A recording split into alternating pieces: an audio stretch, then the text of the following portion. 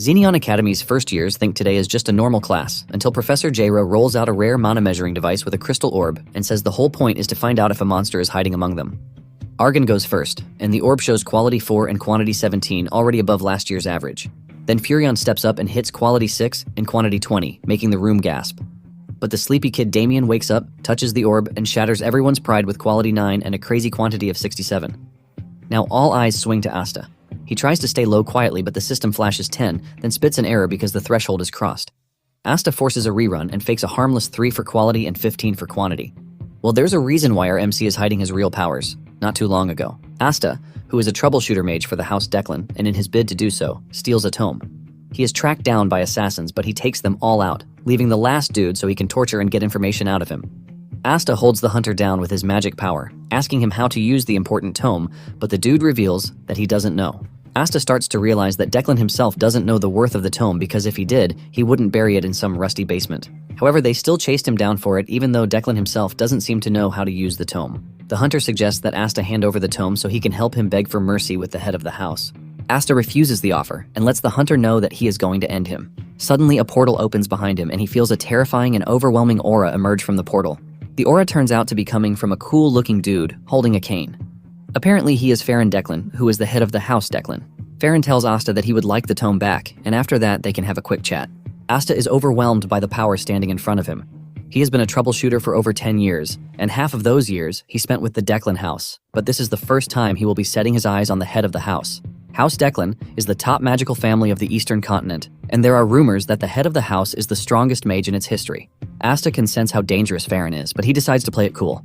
Asta asks Farron if he is interested in taking someone else's loot, which is a shameless act. Farron laughs when he hears this, but Asta is nervous because he knows what it means for the head of the house himself to be present. Asta is forced to admit to himself that Farron has the most overwhelming aura he has ever seen. Farron lets Asta know that he can easily kill him and take the tome from him, but he wants them to have a chat. Farron tells Asta that he would like him to come back to work for House Declan.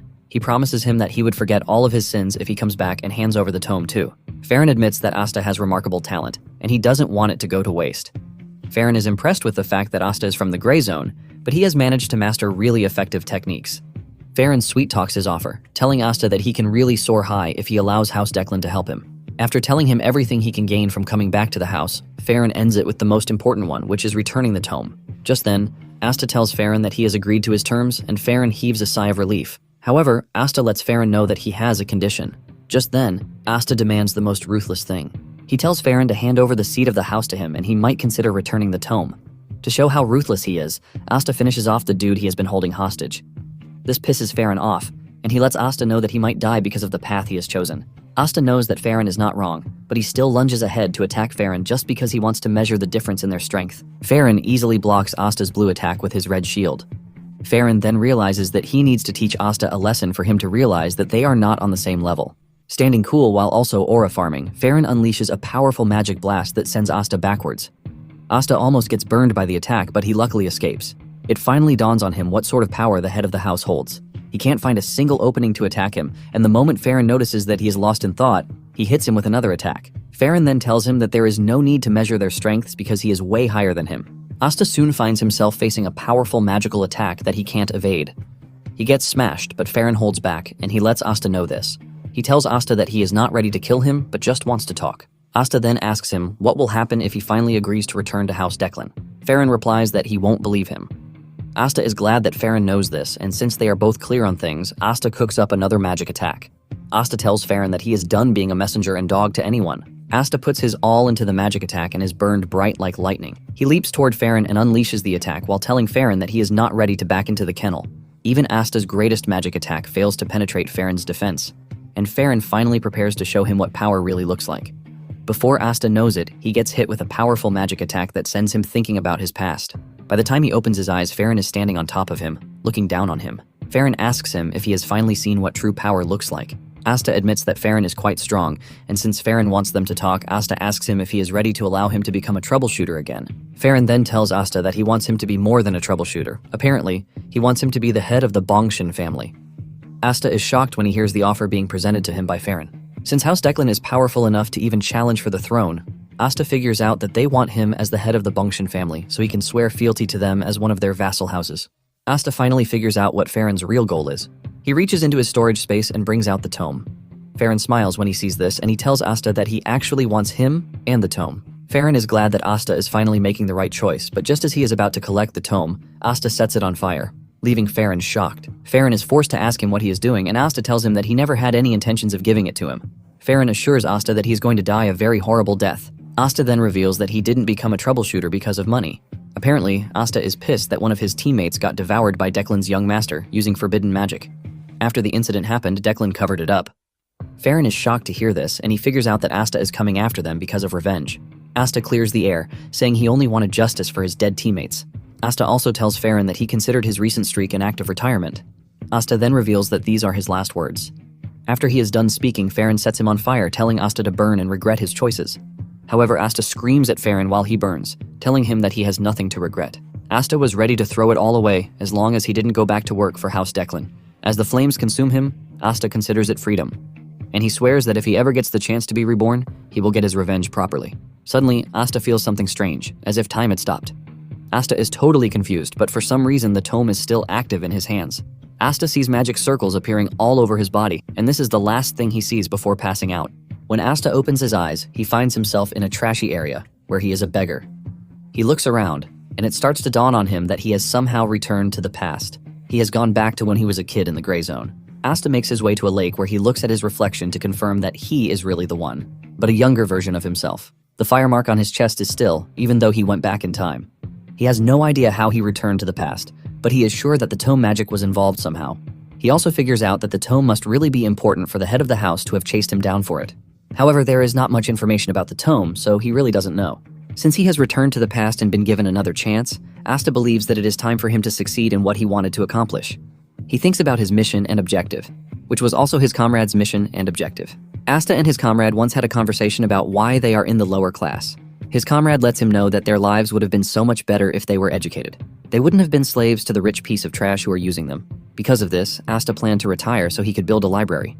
Asta wants to build a library where anyone, regardless of money, status, or gender, can freely read books. In fact, he wants to take it up a notch by building a tower. He doesn't necessarily need the tower, but he just wants to build it for the sake of it. In addition, he plans to put the secret technique of the Declan house on the first page of his book, giving even the poorest from the gray zones access to the secret. He is already imagining how dreadful it is going to be. But the only thing left is how he is going to get the manual. He is enjoying his evil plan when a kick suddenly lands on his cheek. He turns around to see an angry dude asking him where he has been. He continues kicking Asta, telling him that he was keeping his seat for him, but he was nowhere to be found.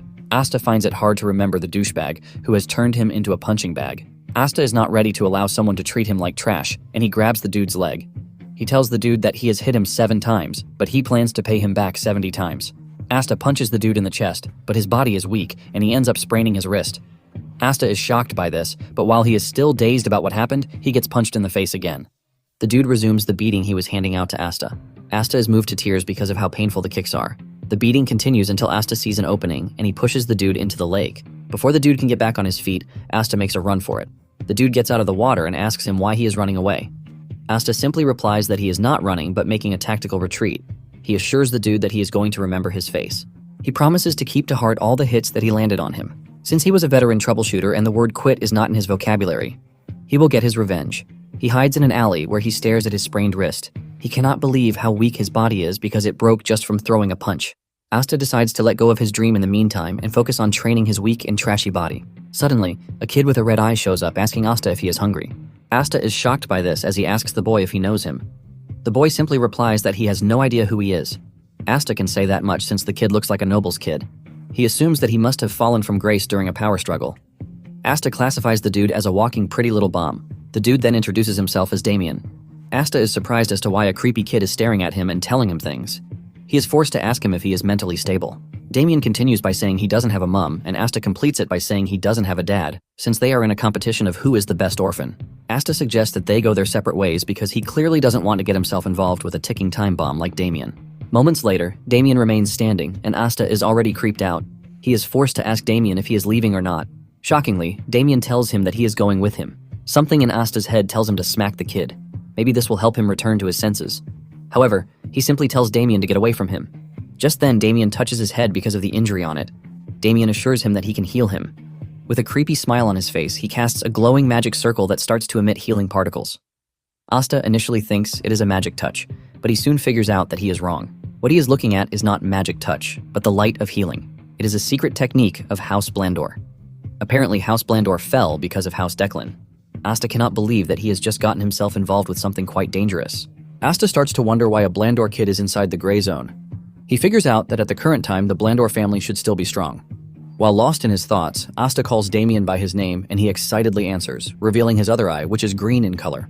Basically, he has two different eye colors. Seeing the kid's eyes, Asta remembers something very important that he had forgotten. The kid with odd eyes was the one who later grew up as the monster of Blandor. He was the mad butcher who won't even die when you try to kill him. After Damien is done healing Asta, he crouches to the ground to count ants like a regular kid, leaving Asta totally confused. Before the regression, when he was still a troubleshooter, he and his comrades got orders from the Declan family to head to the Blandor family. Apparently, the Blandor family needed help because there was a monster at their estate. When Asta and his comrades were heading there, they believed the monster would be an ogre or something close to that. However, they arrived at the estate to find a gruesome scene. It was Damien tearing people apart like it was nothing. Damien was casting healing magic endlessly, laughing as he fought like a madman. This was where he got the name, the Monster of Blandor, the Butcher, who will not die even when you try to kill him. Asta decides to forget about what he remembered and focus on the present. He wonders why a direct descendant of the Blandor family is right in front of him. He is basically the only heir to the house, which makes it weird that he is in the gray zone. Just then, Damien brings up a weird suggestion. He tells Asta that they should eat. Damien says his mother told him that he needs to eat to stay healthy, and he attributes Asta's weakness to the fact that he is not eating. Asta has no choice but to admit that the kid is actually right about what he said. Asta then asks him if he has any money with him. Damien says yes, and he brings out a pouch full of gold coins. Asta's face lights up in excitement when he sees this, and he immediately declares that he and Damien are friends. Damien is shocked by the sudden friendship, but Asta manages to play his way around the kid. He then tells him that friends usually share what they have. Damien falls for his tricks and agrees with him. Asta suggests that they get something to eat, and Damien agrees. After they are done eating, they retire to a shelter. Asta's belly is filled with food, which has never happened before. Damien reveals his surprise that there is a house above where they eat. He had been sleeping outside, and he suddenly mentioned that he didn't have a dad either. Asta corrects him, telling him that he has a dad, but Damien refuses to agree. Asta then asks Damien if he has a mom, but Damien says he doesn't. Basically, he believes that none of them exists since they are not anywhere near him. Asta finally understands the situation, and he tries to get a grip on it. Asta asks Damien how long he has been alone. Damien then reveals that after he ran away from his family, he has slept 10 times. Asta wonders if Damien is being chased. Since he claims that he has slept 10 times, Asta believes that he has been away for 10 days. Just then, Damien mentions that he took naps too. Sometimes he takes naps twice a day. However, the total of the naps he has taken is 10. With this in mind, Asta comes to the conclusion that he has been away from his family for at least 3 to 4 days. Damien acts like a regular kid, and Asta figures out that madmen were innocent at some point. Since Damien is all by himself, Asta decides to act as his nanny and probably form a connection with the Blandor family. He knows this will definitely help him when he wants to face off against the Declan family later in the future. However, Asta is still stuck on the dude who hit him 57 times. Before he lies down to sleep, Asta tells Damien not to disturb him because he has something he needs to do. Damien immediately figures out that Asta wants to practice his breathing. Apparently, in Asta's past life, he laid his magic foundation on something basic, which was why he decided to sneak into noble houses to steal spells. He nearly died in these instances, but he was able to acquire several spells like the hardened body spells used by knights. He also got his hands on several others, but it was when he was about to be killed that he finally encountered true power. However, this time around, he aims to be stronger. The spell he wants to learn is Declan's foundational art, the Heavenly Origin Technique. This is a foundation-based art that allows for the accommodation of all attributes of mana. He once memorized it because of research, but he is glad that he can finally use it. It is called the breathing technique, and the moment he activates it, he feels a strong wave of power surging through him as if he is being burned by lava.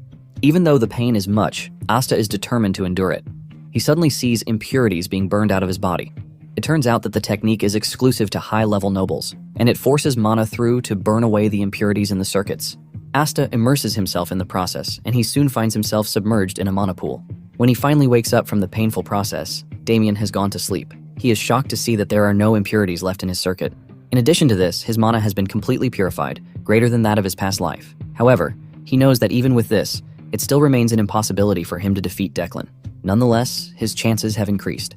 Asta motivates himself with the fact that he is a troubleshooter who never gives up. Later on, Asta helps Damien change his hair color to brown, and he also changes his clothes to help keep his identity. To top it all off, he gives him a cap to wear. Damien then asks Asta what their next plan is, and Asta replies that they are stepping out to cause chaos. Momentarily, Asta finds the dude who hit him 57 times. The moment the dude spots him, he asks him where he has been, but before he can even get the chance to talk more trash to Asta, he gets punched in the guts. The punch sends a wave of agony through his entire body system, causing him to immediately pass out. Asta is proud of himself that he managed to get the right place. However, Asta is not done with him yet because he plans to hit him 123 times. The rest of the house soon found out about the commotion, and they stepped out to see that their youngest was the cause of the entire thing. Deep down, Asta is already imagining the wild things he wants to do to them. Asta lets off his anger, and he starts beating up the dudes. He pours mana into his fist to make his punches much more painful. Damien stands behind to watch Asta unleash his fury, and he is enjoying every bit of it. Damien makes things worse for the bunch as he starts to heal them so that they can receive more punishment from Asta. The first person he heals is the dude Asta has a beef with. The dude thinks Damien is doing him a favor until Asta grabs him, reminding him of the number of hits he plans to deal to him. After he is tired of beating them with his fists, Asta resorts to the use of canes. He flogs the main dude so hard that his butt starts to ooze off severe heat, but he is still not done with him. He calls on Damien to heal him so he can repeat the process again. To the victim, he is not seeing kids but a bunch of devilish maniacs who are after his precious life. When Asta had had his fill throughout the entire day, he finally decided to stop. To add icing to the cake, he thanks his victims for their help. He has used them as his punching bags, and he feels very fulfilled. He has managed to complete over 100 hits per person, which makes it over 1,000, and he is proud of himself. The leader of the victims politely asks Asta if they can leave, and he says yes. The dude then reminds Asta that he is at his house, subtly telling Asta that he should be the one to get lost. Asta figures this out and stares at him with such a scary aura that it forces the dude and his comrades to retreat into a corner. Just then, Asta gets the sense that someone is approaching them. He can see that the said person is skilled, just like a troubleshooter. This is when it dawns on him that the person might be after Damien. Asta is surprised that they were able to find him, even though he was being careful. Asta realizes that he is in a bad position, but he is not about to sit around and wait to be attacked. Since he was a troubleshooter in his past life, he was forced to face difficult situations, and this is one of them. He gathers all the mana he can and compresses it multiple times. With this, he creates a mana bullet, and he aims it directly at the person charging toward them. He fires the shot, but the dude suddenly makes a knee slide, dodging it before screaming out Damien's name while calling him master. The dude slides over to Damien, and it turns out that Damien knows who he is. Apparently, he is a butler to the family, and his name is Alfredo. He holds Damien tight, but the kid tells him to leave him alone. Alfredo refuses, saying he has to return Damien to the family. Asta just stands behind them, watching the weird scene unfold in front of him. He finally realizes that Damien ran away from his family. After they are done with introductions, Alfredo offers Asta the chance to follow them back to the estate since Damien seems to have grown fond of him. Asta takes a minute to think about the offer. All he knows is that the house is a prestigious family, but he can't truly figure out their true intentions. Nonetheless, he had intentions of forming a connection before, and since the family's territory is on the way to the city, he finds it very convenient. The Xenion Academy is also close to the area, and since the Academy's library is top-notch, Asta plans to check it out in preparation to build his own library. After thinking it through, Asta accepts the offer.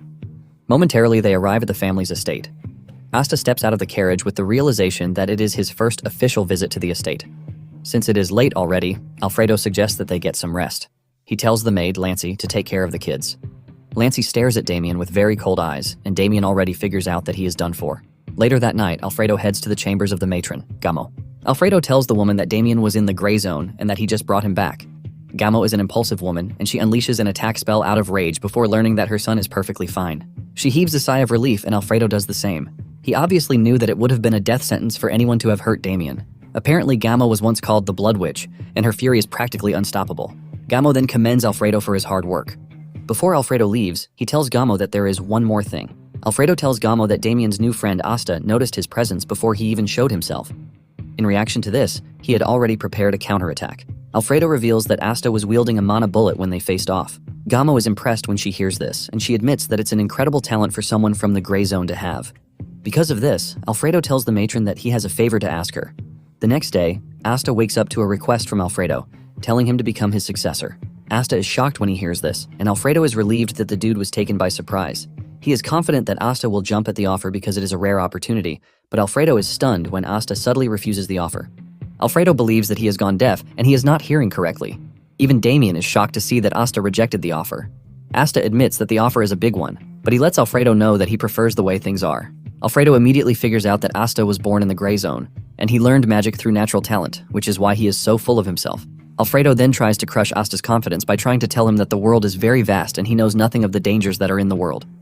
Alfredo compares Asta to a goblin in a large canyon, but Asta corrects him, saying he feels more like a wyvern. Alfredo is shocked to hear this, and he decides to show Asta what he means. Alfredo then takes Asta to the butler training house, where the trainees are having their session. Alfredo is proud to show Asta such a grand spectacle. He tells Asta that the kids are all his age, and they have been recognized as the talent of House Blandor. Asta stares at the kids and admits that they have undergone precise training that doesn't make them seem like kids. However, he is still not impressed with what he is seeing. Asta tells Alfredo that he can feel their aura, and Alfredo is glad to hear this. He then asks him again if he is ready to accept his proposal because he will get to shine like the kids in front of him. However, Asta refuses the offer again, telling Alfredo that he hates the light. Just then, one of the kids, Winster, raises his hand. Winster tells Alfredo that he has a suggestion. Winster believes that Asta is talentless, which is why he rejected Alfredo's offer. In addition to this, he believes that Asta can't truly grasp how great they are, and he wants to show him. He is basically asking for a duel against Asta, and Alfredo can feel the cockiness in Winster, but he allows it. He asks Asta if he is up for the duel. Asta understands why the dude would want a duel because all the trainees already see him as their rival. He knows that they most likely see him as a lucky dude who just rolled out from nowhere, and he is already getting the offer to become the successor to the chief butler. Asta accepts the duel but asks Alfredo if he can choose his opponent. Alfredo tells him to go ahead. Asta then points to Winster, but he doesn't stop there as he points to 4 other trainees.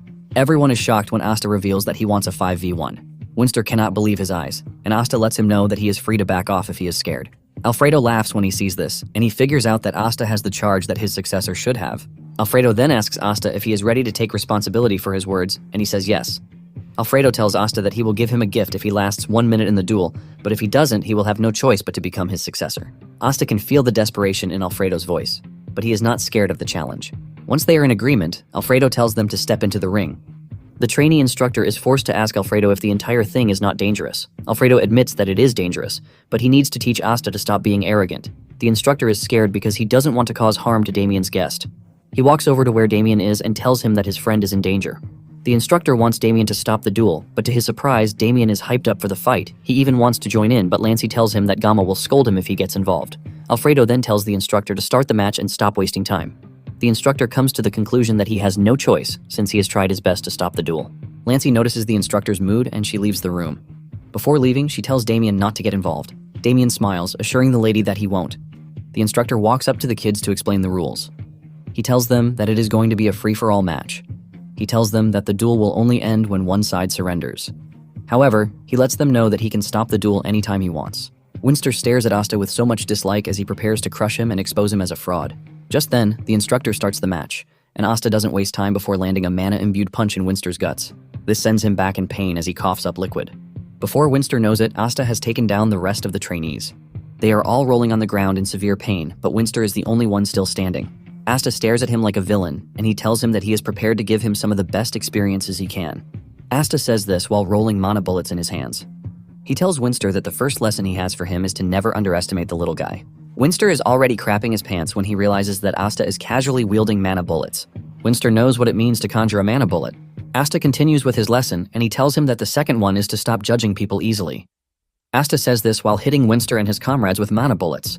They all scream in pain as the bullets cause them intense pain. And for the third lesson, Asta tells Winster that the world is vast and bitter. Asta moves closer to Winster and finishes him off with a punch. Asta smiles at the trainees while telling them that he is personally going to teach them the lessons he just mentioned. Winster screams in pain, calling Asta a lunatic. He tells him that he is not using magic against them, but Asta argues that it is magic. Asta continues his lesson by kicking Winster in the head, while telling him that he is using physical magic. Everyone in the room is stunned as Asta beats up the trainees like they are nothing. He drags them around like they are his personal puppets. Alfredo is left speechless by the magic bullet he just witnessed from Asta. He wonders just how many times the magic was compressed. Because of how powerful the bullets are, Alfredo figures out that they were compressed at least 4 or 5 times. This is when it dawns on him that if he had been hit by the mana bullets back then, it might have caused him serious damage. He figures out that Asta has complete control over his innate mana, and in addition to this, he is pretty good at beating people up. At the back, Damien is busy healing them up so that Asta can have more fun dealing with them. Suddenly, Lancy enters the room with Gamo. She immediately summons Alfredo, and when the instructor realizes that the matron is present, he heaves a sigh of relief that they are finally saved. Gamo asks Alfredo what is going on, and he confesses that he was simply running a test. Gamo cannot believe that Alfredo considers what she is staring at a test. Asta is basically trashing the trainees while Damien provides support from behind. Gamo then orders Alfredo to gather the trainees and tell them to withdraw. In addition, she tells Damien and Asta to head to their rooms. Just then, she walks up to the instructor and tells him that he is fired, shocking the dude. Later that night, Gamo tells Alfredo that he went too far, even though his intentions were pure. Alfredo admits his mistake and lets Gamo know that he is willing to accept his punishment. Gamo then asks Alfredo if Asta got help from Damien during the duel, and he says no. Alfredo says Asta is just so good at hitting people. Alfredo then continues by telling Gamo that Asta used the magic bullet again. However, he compressed it multiple times to increase the power. When Gamo hears this, she realizes that Asta has good control over his mana.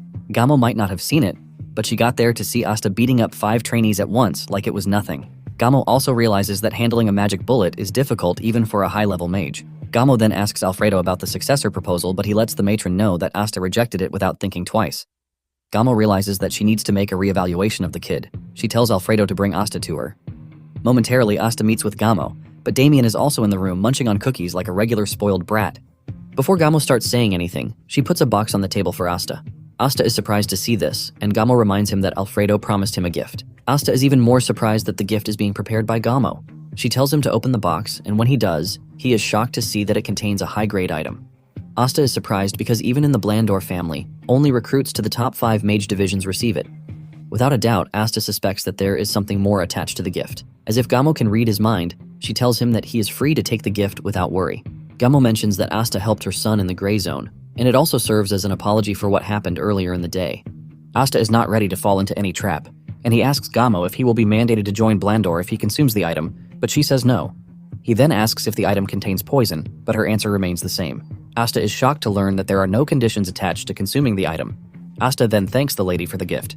After this, Gamo then mentions that she has a proposal. The moment Asta hears this, he realizes that he was right. Gamo reveals her plan to arrange admission for Asta at the academy so he can attend with Damien. Asta is confused about this, and Gamo mentions that Damien was supposed to go to the academy the year before, but he refused, which is why it was postponed to the current year. However, Gamo wasn't expecting her son to run away the way he did. She can already see that Damien likes Asta, which is why she is asking him. Asta realizes that Gamo is trying her best to make sure that Damien stays at the academy because if she forces him, he will just run away again.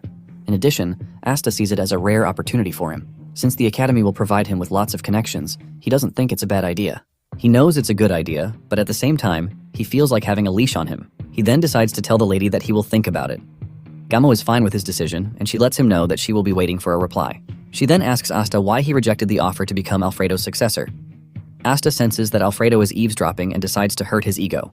He simply tells the lady that his knees are precious to him, basically saying he doesn't like bowing to people. This straight up hit the butler, who is hiding and hearing the conversation at the door. When Asta returns to his room, he consumes the item, and he is impressed by the changes it is making to his body. His mana has increased a whole lot just from a 10% absorption. His physique is also changing to that of a flameborn. Asta is more impressed with the fact that absorbing the item doesn't cause any impurity in his body. And about the academy, he has already thought about it, and he has an answer already. He knows that enrolling in the academy will quickly give him the chance to meet a sponsor. There are loads of advantages to joining the academy, but at the same time, he feels like he is walking into a trap. Asta then decides to go for a run. He steps outside his room, and just then, he hears someone asking him if he is Asta. Asta turns around to look at the guy. He assesses his appearance, which features platinum blonde hair. Since Damien is the direct descendant, Asta believes that the dude is a relative. Asta decides to lie, telling the dude that he is not the Asta that he seeks. The dude is shocked to hear this since the appearance of the person standing in front of him matches what he was told. Asta backs up his lie by telling the dude that the hair on his head can change due to light, meaning there is a whole lot that might be different. The dude then assumes that he has the wrong person and turns around to leave, while apologizing for the misunderstanding. Just then, Alfredo rushes over, and he mentions Asta's name at the wrong time. He is there to talk about the whole butler thing again, but Alfredo mentioning his name has already given off his identity to the strange dude who is already leaving. The dude immediately turns around, saying he was right because Asta has an unpleasant face. Asta no longer has a way to cover up for the lie, and he admits that he is the Asta he was looking for. This pisses the dude off, but when he realizes that Alfredo is there, he decides to back off. However, he tells Asta to come to the Mage Hall later in the day so he can beat him up and teach him some manners. After the dude is gone, Alfredo asks Asta if something is wrong, but he says no. Deep down, Asta was already looking for someone to vent his anger on, and he sees the dude as the perfect test subject. Asta plans to head to the Mage's Hall later and beat him up. Asta then asks Alfredo if it is possible for him to see Gamo at that moment. Asta is then taken to Gamo's office. Gamo is shocked that Asta requested a meeting so early in the morning. She asks Asta if he has made up his mind concerning their conversation, and he says yes. Surprisingly, he lets Gamo know that he plans to enroll in the academy just like they offered. Gamo is surprised to hear this, but at the same time she is relieved. Gamo then tells Asta that they are going to prepare everything very soon. With this, Asta leaves the room and Alfredo enters. He asks Gamo about Asta and she assures him that he has accepted the offer. Alfredo is glad to hear this as he celebrates the win. Apparently, they plan to cover Asta's fee for the first semester, but the next semester, Asta will have difficulties paying his tuition. He believes that Asta will get more anxious because he would like to learn more. Alfredo plans to come into the equation and lend a helping hand. Gamo is forced to call Alfredo to order, telling him that he is too loud. Alfredo apologizes and heads to the kitchen since it's almost time for breakfast. After he is gone, Gamo understands why Alfredo is happy. He knows he has finally gotten a chance to make Asta his successor, but at the same time, Gamo thinks it's a sloppy plan. However, Alfredo seems to be very confident in the plan because the former head butler used the same trick on him. Asta then decides to head to the mage hall, where the jerk from earlier told him to come. Asta opens the door to see a mage with his face covered under the hood, asking him why he has come. Since Asta doesn't know the name of the brat from before, he starts to stutter. Suddenly, the mage becomes all lively, telling Asta that he has been waiting for him to come. He asks Asta to follow him, and he takes him to another room. He urges him to enter, but mind his head. Asta enters the room, and he is hit with several notes flying around. It dawns on him why the mage was telling him to mind his head. He soon comes across a dude who introduces himself as Wenji von Blondor. He asks Asta if he has come to see his little brother, but Asta is genuinely confused by the question. He wonders if the brat from earlier is his brother. Apparently, there is one thing that Asta knows about mages from his past life. There is a common characteristic among the mages. They initially get hit with disheveled hair, and they eventually pull it out, which stops the hair from growing. Basically, Asta has divided it into 3 stages. The first stage is for the mages to deny that their hair is coming off and wear their robes over it. The second stage is to just give up and reveal their bald head. And then the third stage is where they just accept reality and go totally bald by shaving their heads. However, the fourth stage is where they conduct research on how to make the impossible become possible. They will always try to make magic to make their hair grow, but no one has ever succeeded with this. However, all of these characteristics don't seem to be happening to Wenji, who is comfortably standing in front of him. Before anything, Wenji apologizes for the behavior of his younger brother. Asta then asks Wenji if he is working at an academy. Wenji reveals that he is currently serving as the vice dean. He then serves Asta a drink. Asta is impressed that someone like Wenji is already a vice dean at a certain academy. He is pretty sure that Wenji is quite skilled because he can't get the position just because of his family's name. Wenji teases Asta, saying he is quite different. Wenji then reveals that he is aware of the fact that he has been encouraged to enroll in the Xinyan Academy, which is a pretty big deal. Wenji congratulates Asta and says it is a good opportunity for him to learn. Wenji mentions that he is also a graduate of the academy, and he is from the 145th class. Asta is unimpressed because he never asked the dude for the details that he is willingly handing out to him. Wenji notices this and quickly apologizes, claiming that he was just excited, which is why he is saying trash. Wenji then suggests that they get to the main point of everything, but before then, Wenji tells Asta that there is one thing he would like to confirm. Wenji asks him if he would be willing to risk his life for a friend. Asta is utterly confused by the question. Wenji reveals that the whole thing concerns the reputation of the Blondor family. He reaches into his storage space and brings out a book. Asta's face lights up in shock when he sees the book. Wenji lets him know that he will be willing to give him the tome if he can risk his life. The book is basically the secret of the Blondor family, the healing light. Meanwhile, Gamo is tending to her garden, and she thinks about Damien's move to the academy. She is glad that everything was handled without stress. She also thinks of Asta as a good friend to Damien. She knows that Asta's nature is good, even though Alfredo says he can be a bit of a jerk sometimes. Gamo is not worried about this since every kid has a shameless side. Gamo is pretty much glad that even after Asta learned of Damien's background, he didn't change towards him. Gamo knows that people like Asta are quite different, which is why she wants him by his side always. Nonetheless, Gamo knows one bitter truth. She knows that Asta is like a free bird who will not allow anyone to cage him. However, she plans to think of the many ways that she can keep Asta close.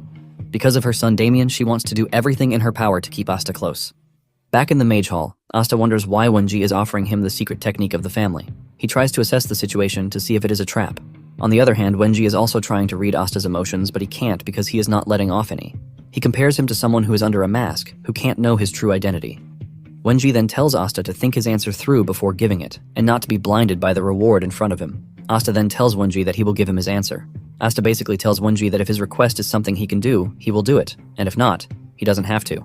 Wenji then tells Asta that just by hearing his proposal, his life might be at risk. In addition, if he hears the proposal and refuses, Wenji says he might just have to kill him. With no fear in his voice or expression, Asta tells Wenji that he is free to kill him since they are destined to live once. Although this is Asta's second chance at life. After hearing this, Wenji unleashes his scary aura to intimidate Asta, but he remains unshaken. When Wenji realizes that the dude doesn't scare easily, he smiles, telling Asta that he passed the test. He lets Asta know that he needs someone he can trust, but it can't be from inside his family. Wenji says a bunch of gibberish before revealing his true intentions. He lets Asta know that his situation is not a power struggle within the family.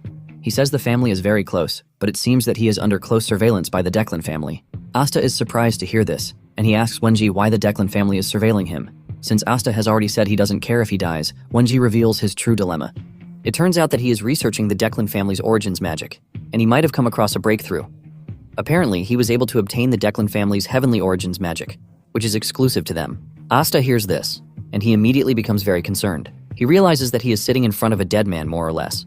He then asks Wenji if he is researching to destroy it. This is when Wenji reveals that he actually found a way to improve the Declan family secret art and turn it into perfection itself. Asta hears this and immediately concludes that he is sitting in front of an extremely crazy person who has no regard for his life. Wenji claims that he couldn't resist the urge to carry out the research, which is why he did. Asta sees Wenji as a complete lunatic, but at the same time, he realizes that the timing matches perfectly. In his past life, when Declan wiped out the Blandor family, Wenji was busy carrying out his research on the new 10,000 Circle. This was why Declan didn't mind attacking the Blandor family just to wipe them out, because he saw the possibility of what the 10,000 Circle could do. It starts to dawn on him that Declan might have adopted the power, which was why he was insanely strong. Wenji then asks Asta if he is available to help since he is willing to take his research up a notch. Asta then asks Wenji why he came to him for the mission. Wenji reveals that he wasn't able to report the research to his family since he feels like there is a mole somewhere, but he can't seem to find them. Asta then says it might be a secretary, but Wenji disagrees with him, telling him that the problem is probably related to the acquisition route. Wenji then reveals that the moment he realized that he had been found out, he took some steps. Asta then asks him why he wouldn't just side with Declan, since it seems like the better option, and they are definitely going to welcome him. Wenji lets Asta know that he has his personal reason for not going to them. Since Asta is not tied to the Blandor family, Wenji sees him as the perfect person to help him out. Wenji then reveals that it is a joint research project, but he currently can't make progress. Wenji assures Asta that he is going to reward him properly. Wenji wants him to deliver the thesis to Professor Parun of Xenion Academy. As a reward, he's going to give him the healing light spell. Asta senses an opportunity and decides to take it. He tells Wenji that he has a better deal for them. Asta says he would like to take the healing light spell as compensation, and also the 1,000 Circle once Wenji has completed it. Asta is riding on the double or nothing boat. When Wenji hears this, he admits that Asta is truly a shameless jerk. Since the mission is critical, Wenji has no choice but to say yes. He assures Asta that he will give him the spell once he completes it. However, Wenji lets Asta know that he has one condition too. He would like Asta to help him out before he completes the entire thing, and Asta assures him that he has no problem doing that. While collecting the thesis from Wenji, Asta teases him that he doesn't know how to read, but he switches it up, letting Wenji know that he is only messing with him. Asta then asks Wenji if Professor Parun is someone he can trust. Wenji reveals that he and Parun were schoolmates from the academy, and they have always been rivals. They always try to best each other in everything, but the rivalry ended when Wenji returned to the family. Asta cannot believe that he is going to meet another lunatic like Wenji in the academy.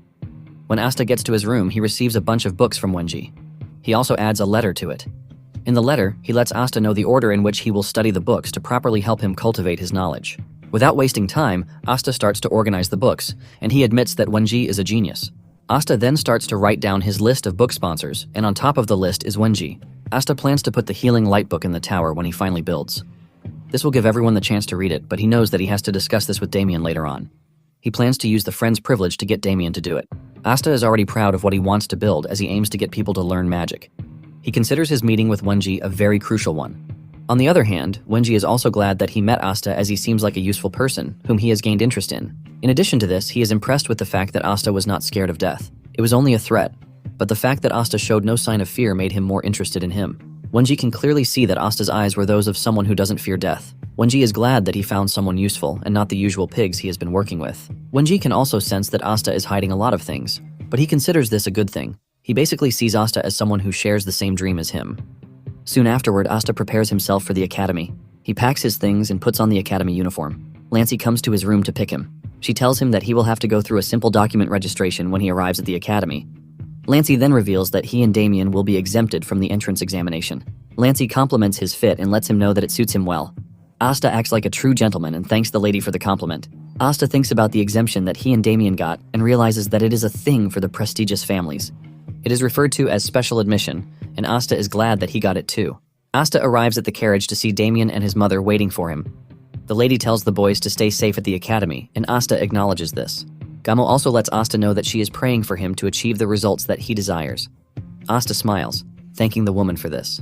Deep down, Asta is aiming to achieve his results without doubt, since the academy provides a load of opportunities, and Asta is looking to grab everything. He is also looking forward to meeting his beloved classmates. On their way to the academy, Asta checks out the light spellbook that Wenji gave him. He's impressed by the interpretations of the book because he made it simple. Apparently, each noble has a way of interpreting the techniques, but compared to the other versions, Asta believes that Wenji's interpretation works with Declan's celestial principle. Momentarily, they arrive at the academy. Asta stays by the window to look at the popular Xenion Academy.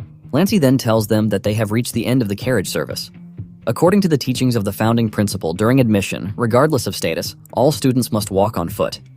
Lancey lets them know that they have finally reached where they are going to separate, and she wishes the kids a good time at the academy. After stepping out of the carriage, Damien grabs Asta and tells him that they need to hurry to the entrance to the ceremony because Lancey told him that there might not be seats left if they get there late. Asta is shocked to hear this since the entrance ceremony is not some village theater with first come, first served seats. Just then, it dawned on him that it was Lancey who said it. He easily figures out that Lancey said it as a bait to make sure that Damien doesn't drag his feet. Asta then decides to play along, even if it is just for once. They soon arrive at the hall where the ceremony is taking place, and Damien is blown away by the number of people there. Even though half of the hall is empty, Damien still believes Lancey's words that they wouldn't have gotten seats if they had come late. Asta cannot believe that Damien is still dumb enough not to know that he was being tricked. Asta then brings out their seat reservations to check where they are supposed to sit. Damien points to a place in the hall and suggests that they sit there, and Asta is left confused. He can't seem to wrap his head around the fact that Damien is excited to be in the academy when he was the one running away before. Suddenly, Damien runs into another student, a tall, giant dude named Exter. The dude looks down on Damien like he is some sort of bug. Asta then helps his friend up, asking him if he is fine. Damien assures Asta that he is fine and blames the entire thing on the fact that he wasn't watching where he was going. Damien and Asta are about to leave when Exter stops them. It turns out that Damien had smeared saliva on his clothes. Asta is still trying to figure out the entire thing when Damien rushes over to the dude to help him clean the saliva while adding more saliva to it. This makes Exter even angrier, and he throws a punch at Damien's face. However, Asta manages to block the punch before it can reach Damien. Asta tells the dude to stop with his tantrum before he makes a mistake. Exter angrily asks Asta who he is, and Damien replies that Asta is his friend. Asta agrees with this, and it finally dawns on Exter why Asta helped Damien out. However, Exter tells Asta that he is about to regret his decision. Asta already knows where the entire thing is going, but he doesn't mind. He figures out that Exter is willing to settle the fight with his fists, not words. This soon catches the attention of the other students in the hall. Apparently, Exter is the direct descendant of the Dolampi family. The students who are watching are already making bets on who will win the fight. Most of them believe that Exter will come out victorious in the fight. On the other hand, another student wants them to stop the trio from fighting each other before things get really worse.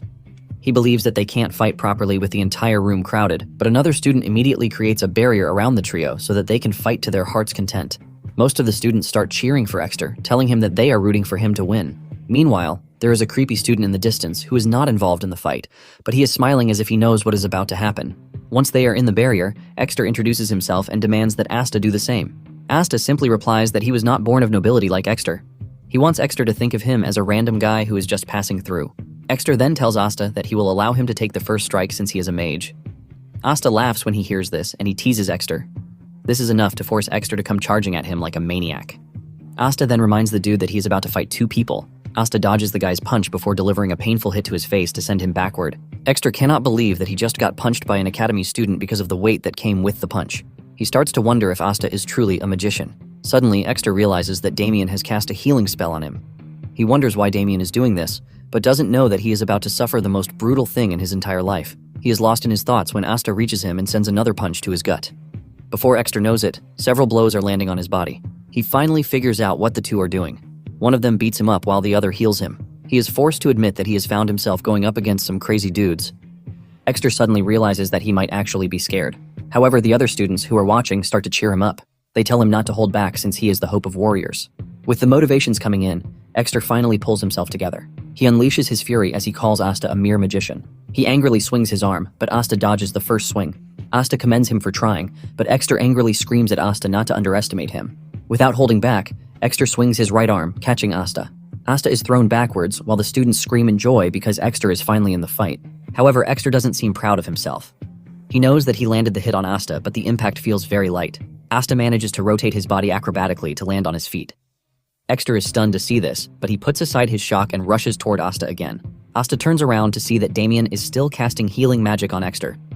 With this, he knows it is going to be hard to finish him off, so he has to take him out with just a single hit. To do this, Asta taps into a technique that he and his comrades developed in his past life. From the collision of magical particles, Asta can extract energy. The technique uses magic, but it doesn't fall under the magic or even martial arts category. It is a purely technical application of magical properties. Once Asta is done cooking his move, he allows Exter to get very close to him before hitting him with it. This leaves a massive shockwave that almost blinds the spectators and even destroys the barrier. Everyone is left questioning what they just witnessed from Asta. Suddenly, Exter crashes to the ground and passes out. This leaves everyone in shock as they cannot believe that the mighty Exter just fell to one single punch. Asta raises his hand like a proper warrior just so he can aura farm, and the rest of the students start to cheer him on. They start to wonder if Asta is truly a magician because of the way he handled the fight. Damien is also excited that they won the fight, and Asta pats him on the head. The dude from earlier, who is watching from a distance, smiles as he stares at Asta. Just then, one of the teachers arrives on the scene to try and calm the situation. He cannot believe that the students are already fighting on their very first day at the school. He starts asking who the perpetrators are, but the students enjoyed the fight and no one is ready to snitch. On the other hand, Asta is already planning their escape from the vicinity. But Damien ruins everything with his psychopathic behavior. He screams to get the teacher's attention and tell him that he and Asta were the ones who caused trouble. Asta closes his eyes in disappointment and frustration as the teacher walks up to them. Meanwhile, the giant Exter is out cold on the floor. The two boys are then called to the teacher's office where they are scolded for fighting. However, the teacher lets it slide since Damien confessed to the fight without stress. In addition, Exter didn't suffer too much injury after examining him. After this, the two head back to the hall and are lucky that the ceremony hasn't started yet. As they walk through the hall, everyone stares at them because of their latest stunt. They can't believe that Asta was able to defeat a martial artist, even though he looks frail. While Asta is maintaining his aura, Damien is waving at the students, like he was a proper celebrity. Asta cannot believe that he has managed to draw unwanted attention to himself, and he just wishes Damien would stop waving his hands like a damn moron. After searching through the hall, they finally locate their seats. Not long after this, the headmaster, a short white-haired old man, climbs the stage to address the students. Minutes later, the headmaster is still addressing them without any sign of weakness coming from him, and this leaves Asta impressed. Damien, on the other hand, is sleeping and even drooling all over the place. Asta is forced to pull the guy up before he floods everywhere with his saliva. The headmaster is just getting into his speech when someone comes over to tell him that something important has come up and his attention is needed. He wants to ignore this, but when he hears what it is about, he has no choice but to end his speech and hand over the podium to someone else. Just then, a bright-haired lady steps up to the podium to speak, and her scream sends shivers down everyone's spine. Even Damien, who was deep asleep, woke up from the woman's thunderous voice. The lady introduces herself as Jaira, and she lets them know that she will be the one to continue from where the headmaster stopped. Jaira suggests that they begin with the freshman oath, and the first person she calls forward is the representative of the magic division, Dalia de Denai. Some students are shocked when they hear this name because they didn't expect the Denai family to take the entrance exam. Some believe that her skills are not good enough, which is why she is forced to do so, while some defend her, saying there is no way her skills are lacking because her family would not have allowed her to take the exam. Asta, on the other hand, knows who Dahlia really is. Apparently, the Denai family is the second most renowned house after the Declan family. Dahlia grew up to become the future representative mage of the ever second-ranked Denai. Asta admits that she was quite capable because he got some help from her. However, they really don't get along well, which is why many call them bad friends. Asta smiles after hearing this, and expresses his happiness that Dahlia joined the class that very year. Once Dahlia climbs the stage, Jaira calls on the martial arts division representative, Paul. With no other name announced, Asta believes that the dude is not from a noble house. In addition to this, Asta doesn't think the extra dude comes from a prestigious family either. Once the two are done taking their oath, they start returning to their seats. Jaira then reveals that she will be introducing the professors who will be teaching the class. She urges the professors to come forward one by one. As Dahlia walks down the stairs, she looks directly at where Asta is sitting, shocking him because the girl looks like she is making eye contact with him. Suddenly, Dahlia misses her step, causing her to fall off the stairs, ultimately embarrassing herself. Just then, Professor Perun of the Basic Principles of Magology shows up on stage. Asta realizes that he is quite different from Wenji, but he decides to wait a bit longer before he makes his conclusion. After the ceremony, Jaira tells the students to follow their attendants to their assigned dormitory. Damien finally wakes up, and Asta decides to prank him, telling him that he has been expelled after they caught him sleeping. Damien hears this and screams out his lungs without any care. Asta almost regrets his decision to prank him as he heads to his dorm because he wasn't expecting Damien to scream the way he did. Asta finally makes it to his dorm room, and he is impressed by how good looking it is. In the corner of the room are living supplies to make things easier for the students. Just as he is putting his things in order, his roommate, Paul, shows up in the room. Asta is surprised to see Paul looking so cold, as if he doesn't care about anything. Paul then opens his mouth, telling Asta that it would be good for them to live quietly because he is not in the business of making friends. Paul assures Asta that he doesn't care about what he does or his business as long as it doesn't affect him. In fact, he would prefer if they could stop speaking after the introductions, and Asta, being one who is never scared of anyone, engages in a stare-off contest with Paul. Asta remains silent, and this triggers Paul, who demands to know why Asta is not giving him an answer. Deep down, Asta is thinking about just how proficient Paul can be, because it is said he entered as the top student. Asta decides to test him, and he makes a fake charge toward him to see his reaction. Paul reaches for his sword immediately, and Asta notices that his stance is pretty good. In addition, his sword placement also shows that he knows what he is doing. Just then, Asta hears Damien's voice calling him from outside. Asta smiles like he didn't just do anything, and he tells Paul that he is free to do whatever he wants. Since they are both minding each other's business, Asta teases Paul, saying he might start singing past midnight.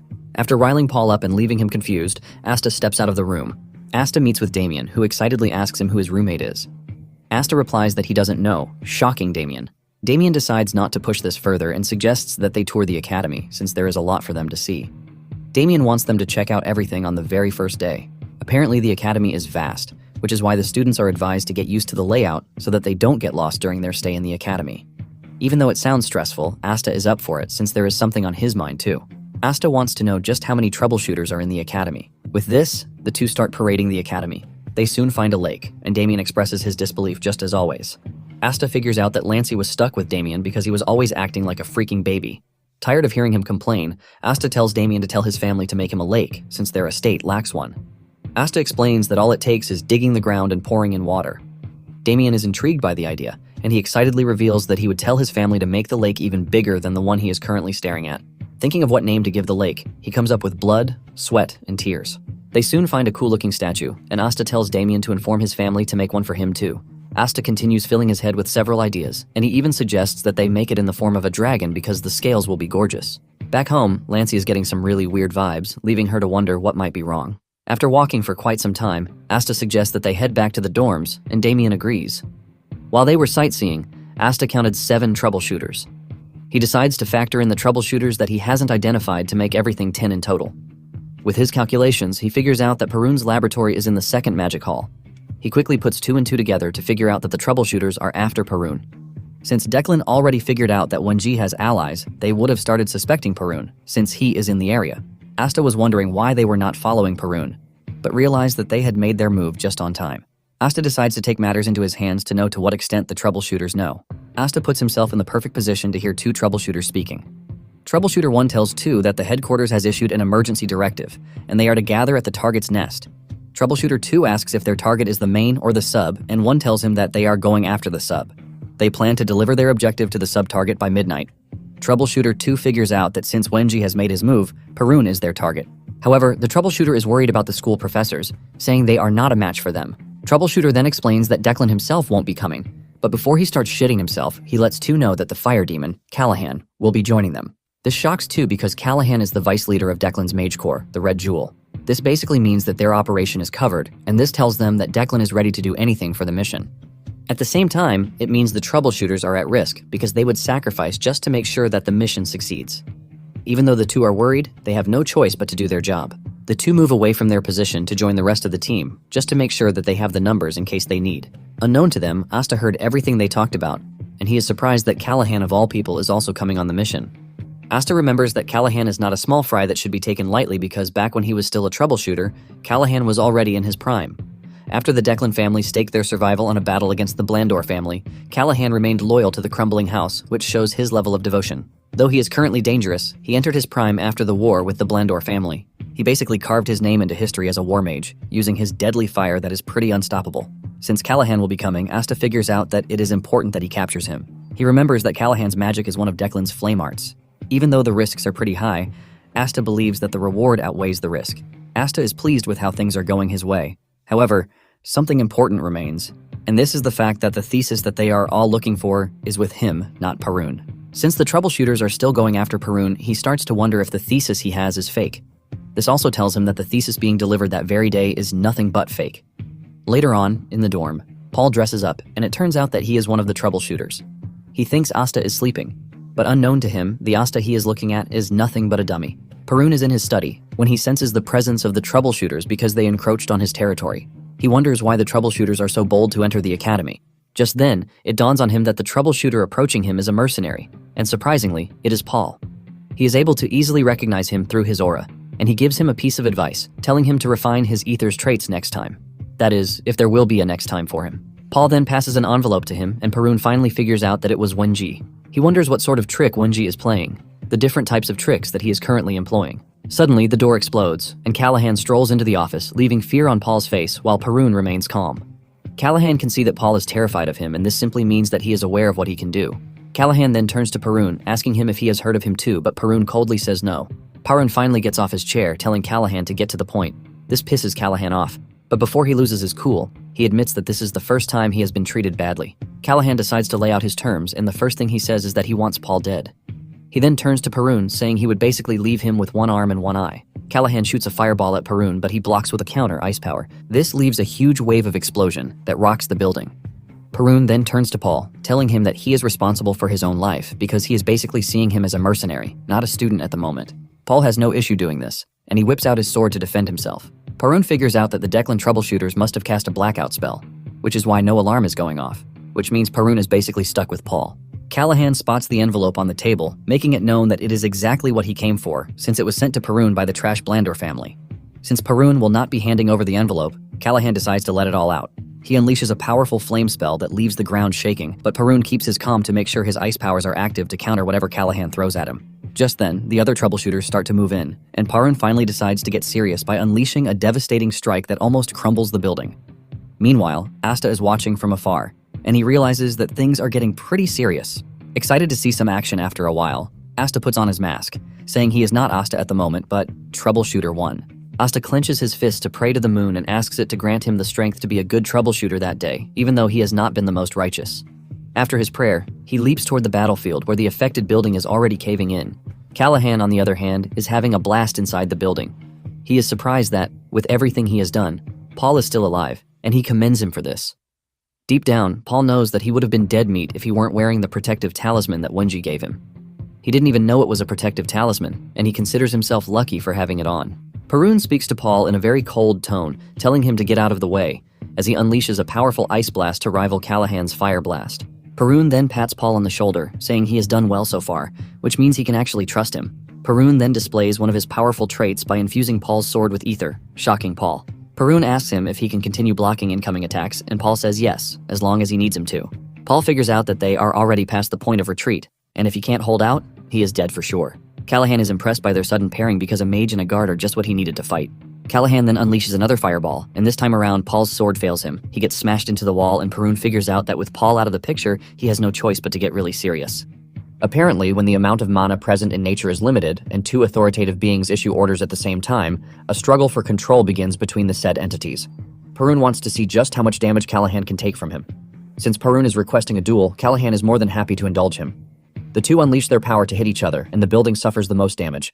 It crumbles, and Paul falls off after losing his balance. As he falls down, all he can see is two monsters going up against each other without holding anything back. Paul ends up crashing to the floor, wondering why he joined the fight in the first place when he is nowhere near their power level. Meanwhile, the troubleshooters from afar are totally blown away by the level of destruction that the two are creating. Without thinking twice, they figure out that they are going to be crushed if they try to interfere. Just when they think they are safe, Asta shows up from behind, taking them out, further causing a state of panic among them. After taking out whatever troubleshooters might get in his way, Asta heads to the fight scene. His arrival catches the attention of the two, leaving them questioning just which side he is on.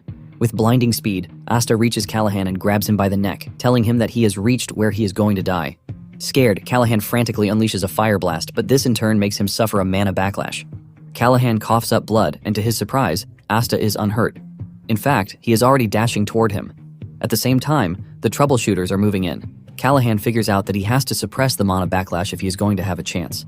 Callahan whips out a potion and consumes it, while wondering where on earth someone as strong as Asta popped out from. The troubleshooters try taking Asta down, but he easily blocks their attack while sending them off with a counterattack. Callahan sees this, and he is stunned. Before he knows it, he realizes that he is actually getting impressed because Asta is moving with so much precision and extreme efficiency. Even though he is impressed, Callahan is already pissed, and he declares that he is going to kill Asta. He angrily creates a bunch of magic circles so he can unleash an even more powerful fire blast from them. The firepower is so much that Callahan fries his own people with it, leaving Asta totally blown away. With the thick smoke that follows his last attack, Callahan wonders if he managed to catch Asta. He knows some of his allies suffered from the attack, but he really doesn't care. He is focused on completing the mission, not minding whoever dies in the process. After staying on his guard for a few seconds and not seeing anything, he assumes that Asta is dead. He starts smiling, believing that he went overboard without reason. He figures out that he is going to get the upper hand against Parun if he manages to join hands with the other troubleshooters. Suddenly, his blood runs cold when he hears Asta's voice in the distance, asking him if he has done his best with his last attack. Asta says he knows the kind of person Callahan is, which is why he was able to quickly figure out that he would sacrifice some of his men if it meant getting rid of him too. Standing above, Asta aims his magic circle at him, telling him that he is about to die because of his actions. Asta unleashes his mana bullet, and with no way to dodge it, Callahan watches the attack come straight at him. The mana bullet hits Callahan straight in the head, piercing his head like a large caliber bullet. After successfully taking Callahan out, Asta admits that he was quite impressive because any other mage would have died from the first surprise attack. He confesses that Callahan's attacks were as deadly as ever, but his last attack actually worked in his favor. Asta knows that he would definitely have lost if Callahan had teamed up with the troubleshooters to engage him in a war of attrition. Even though he is getting deadlier, Asta's mana reserve is pretty low, which is not impressive to say the least. Asta then walks up to Callahan's body to search it. He runs into luck and finds his grimoire, which is what he was looking for. Apparently, most battle mages don't trust anyone, which is why they carry their grimoires themselves. Even though the spatial pouch has a built-in owner recognition spell, Asta is not worried because he can figure out a way to undo the spell later. Just then, Parun shows up, and Asta tells him that he is late to the party. Parun reveals that he was taking care of the little fries that remained. Parun then asks Asta if he is one of those who are after him, but Asta urges him to use his brain because he just killed one of Declan's men and this should tell him where he stands. Upon hearing this, Parun figures out that Wenji was the one who sent Asta, and he finally lets his guard down. However, Parun is confused as to why Paul approached him. He wonders if Wenji is splitting the research into 2 papers, which is why he required 2 envoys. Asta then mentions that the one with Paul might be a fake. He believes that Wenji did it to lure Declan's men into the open, just like a fisherman reeling in fish. Asta says Wenji might be trying to tighten the security in the region, while also making sure that Declan's influence in the area is reduced to a bare minimum. Deep down, Asta believes that something is off because even though a blackout spell was used, the fight was still insane, and the Imperial Knight should have shown up. This can only mean one thing, and this is the fact that the Knights have been bribed by Declan too. Parun then asks Asta if he is the courier, and Asta answers his question by pulling out the thesis and handing it over to him. After collecting it, Parun asks Asta if he knows what is inside, and Asta replies that he is not a fool, so he knows. Parun stands cautiously, and Asta assures him that he doesn't mind fighting him, but he should think twice about his decision because his decision will determine if he lives or dies. Parun agrees that Asta makes a good point, and then he asks Asta if there is anything he wants in return. Asta is confused by this, and Parun explains that Wenji only trusts people who are like him. Since he is similar to Wenji, Parun believes that he has to earn his trust by giving him something in return. Asta thinks for a minute before telling Parun what he wants, and he says he wants a book. This sounds confusing to Parun, and Asta explains his plan to build a grand tower. Asta continues by saying he is going to place books that everyone can read inside the tower. He then tells Parun that he would like a book that is written from his perspective on arcane science. Parun is shocked to hear this, but he assures Asta that he will get down to it.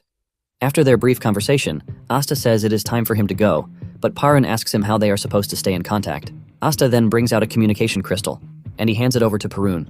He tells him that the 2 halves are linked. Therefore, if one breaks, the other shatters too. He tells Parun to break 1 shard to call him, and then break more than 1 if there is trouble. After explaining how the crystal can be used, he vanishes into thin air. Not long after this, the Imperial Knights showed up on the scene to secure the area. They also evacuated the Academy students in case there is a follow-up attack. In the process, Asta was able to blend in with the students.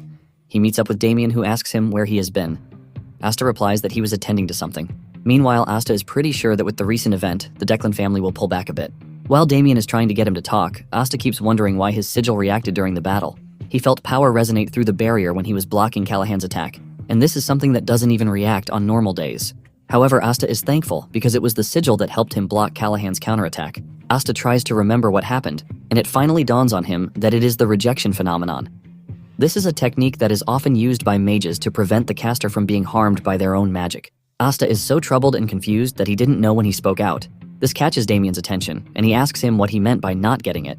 Damien demands to know the secret that Asta is hiding. Asta ignores Damien and continues to wonder why the sigil reacted at that particular time and what could have triggered it. Nonetheless, Asta figures out that he has to conduct more research. He believes that he is going to get some clues in the Academy library. Asta is minding his own business when a student suddenly calls his name from behind, introducing himself as Chenbi. Asta doesn't take the dude seriously until he mentions that Asta is a pretty good fighter. Asta is immediately caught in between killing Chenbi, given that he already knows his identity, or just letting him be.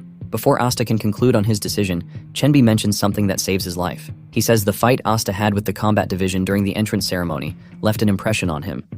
Asta finally realizes that he only gained respect from the students, and here he was thinking he had left a bad mark. Asta tries to be modest, telling Chenbi that the dude he fought was lacking in ether, but things would be different if they fought again. Chenbi scratches his head nervously, but he continues following the two, saying he would like to stay with Asta. Chenbi smiles, saying he has not gotten close to anyone yet, and it is weird for him to join other groups. Even though Asta is not entirely comfortable with this, he tells Chenbi to do whatever he wants. Chenbi is glad to hear this because he was expecting Asta to push him away. Chenbi wastes no time triggering a series of conversations with Asta, giving Asta some sense of sanity because he has been dealing with lunatics since he returned in time. Basically, he had even forgotten what it feels like to be normal.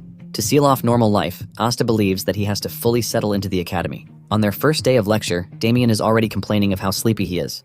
Momentarily, Chenbi shows up too. Chenbi cannot believe that they are required to attend class after all the chaos that happened the day before. And Asta agrees with him, saying it is harsh. With what Asta has put together, he can see that Chenbi is not from a wealthy family, but he doesn't appear to be someone who is timid. In fact, he appears to be the cheerful type. Just then, Chenbi mentions that their M3 homeroom teacher is Professor Jaira. Asta is confused as he hasn't heard the name before, and Chenbi explains to him that Jaira is a big shot. Apparently, she once single-handedly slaughtered a horde of trolls. Just then, Jaira enters the room, and Asta immediately remembers her from the entrance ceremony. Jaira stands in front of the class and she reintroduces herself. She tells them that the chaos that happened at the school the day before has nothing to do with them, and they are all free to continue learning. Jaira tells the students that before anything else, they are going to be undergoing a mana assessment test. This test evaluates both the quantity and quality of their mana. Jaira then asks them which they think is the most important. One of the students, a girl named Argan, raises her hand to answer the question. She says there is no definite answer to the question because if one already possesses a certain level of mana, she believes that mana matters more. Jaira then demands to know her reason for the answer she went with. She gives an instance, saying that when facing a mage of equal power, the one with superior mana quality would naturally get the advantage. When Asta hears this, he figures out that the girl is basically talking about the textbook answer. With the experience that Asta has, he knows the quality of mana affects the accuracy, stability, and power of spells.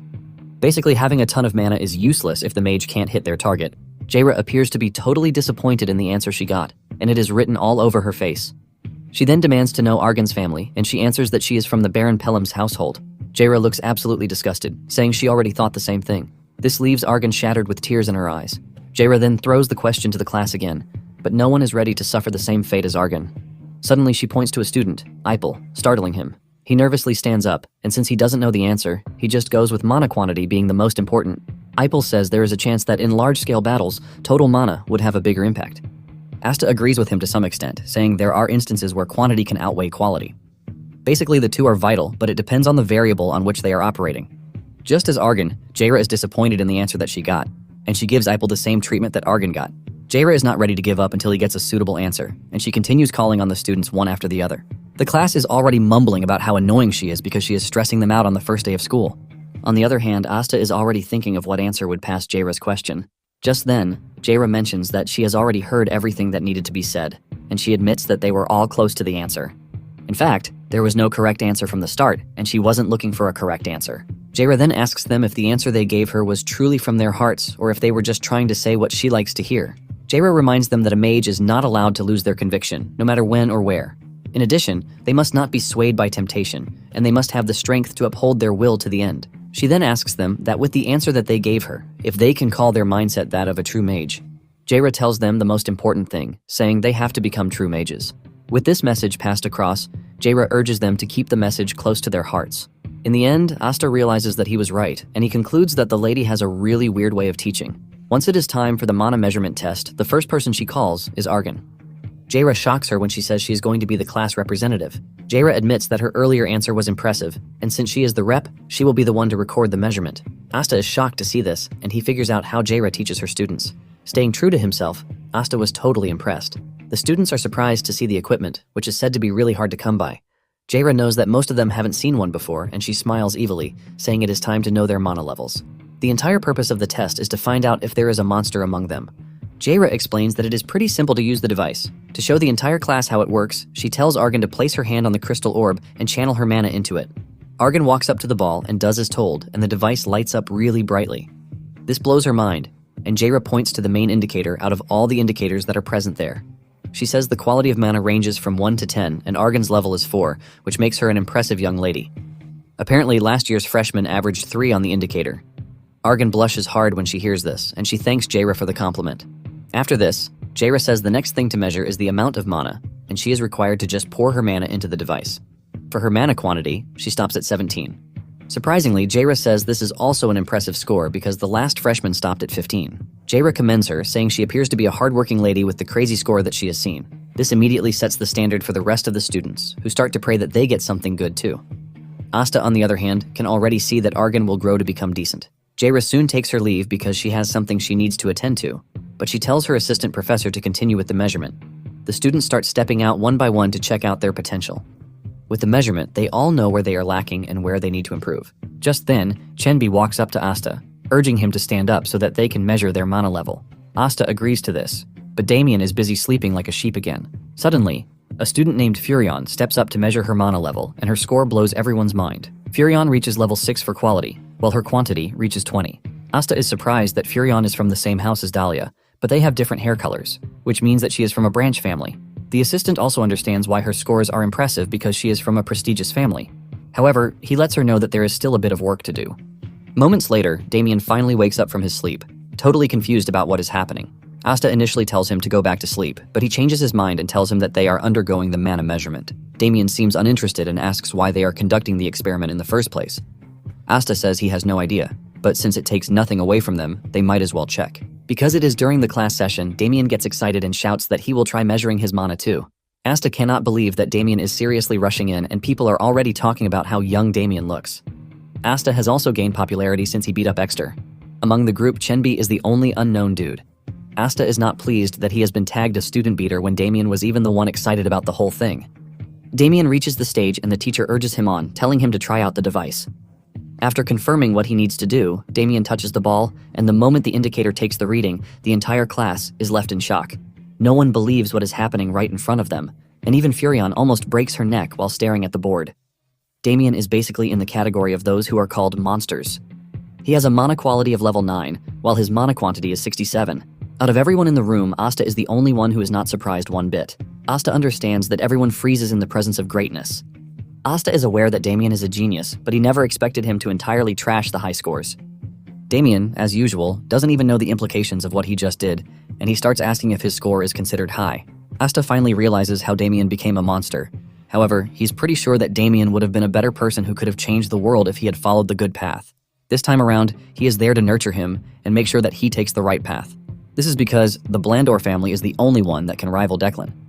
Asta plans to make Damien transcend beyond a level he thought impossible. The teacher then urged Damien not to allow the score to get to his head because he still needs to work hard. Damien assures the dude that he is aware of this. Damien rushes over to Asta, asking him if he has measured his, but he says no. Damien urges him to measure his, and Asta knows that the students will be waiting already to compare him to Damien. Since he has no choice, he walks up to the ball, and he decides to keep things low-key to make sure there is no attention to himself. Asta touches the ball after adjusting the mana the way he wants, but he soon realizes that the ball is set so low, which means his small mana has done something crazy. The system initially reads 10 for Asta, but the machine suddenly goes off, displaying an error message because the threshold was crossed. Damien celebrates in excitement, but Asta quickly tells the teacher that they might need to rerun the test because the machine malfunctioned. Damien is the only one who knows that Asta is just trying to be moderate. The teacher then resets the machine, and this time, Asta set his mana so low that it only read 3 for quality and 15 for quantity. The students immediately believe this, just like Asta wanted. Asta is glad that he was able to pull it off. However, Damien is not pleased with what just happened, and he even uses a curse word. At the first Department of Magic, Jaira stands in her office to watch the reconstruction of the second Mage Hall. Moments later, the assistant teacher, Yorvi, shows up with the mana measurement records. Jaira checks it out and talks about the scores that catch her eye, and she says Damien is going to need guidance. Suddenly, her eyes come across Asta's score, and she realizes that there was a retest due to an error message. The moment she sees this, she figures out that Asta is not an ordinary kid, and she needs to keep an eye on him. Later on, the trio is seen creating toys with magic, and Chenbi is blown away by how much mana Damien can exert, like it's nothing. Seeing this, Chenbi comes to the conclusion that he is just a small fry in the whole affair of things.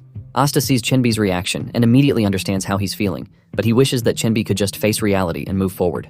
After they are done playing, Damien admits that it's been fun, and he is glad that he came to the academy. Asta hears this and heaves a sigh of relief, thankful that Damien is adjusting to life at the academy. Sometime later, Asta finally gets access to the spatial pocket that he procured earlier. Because of his lack of magical sense, he had to use a whole month before he could get access.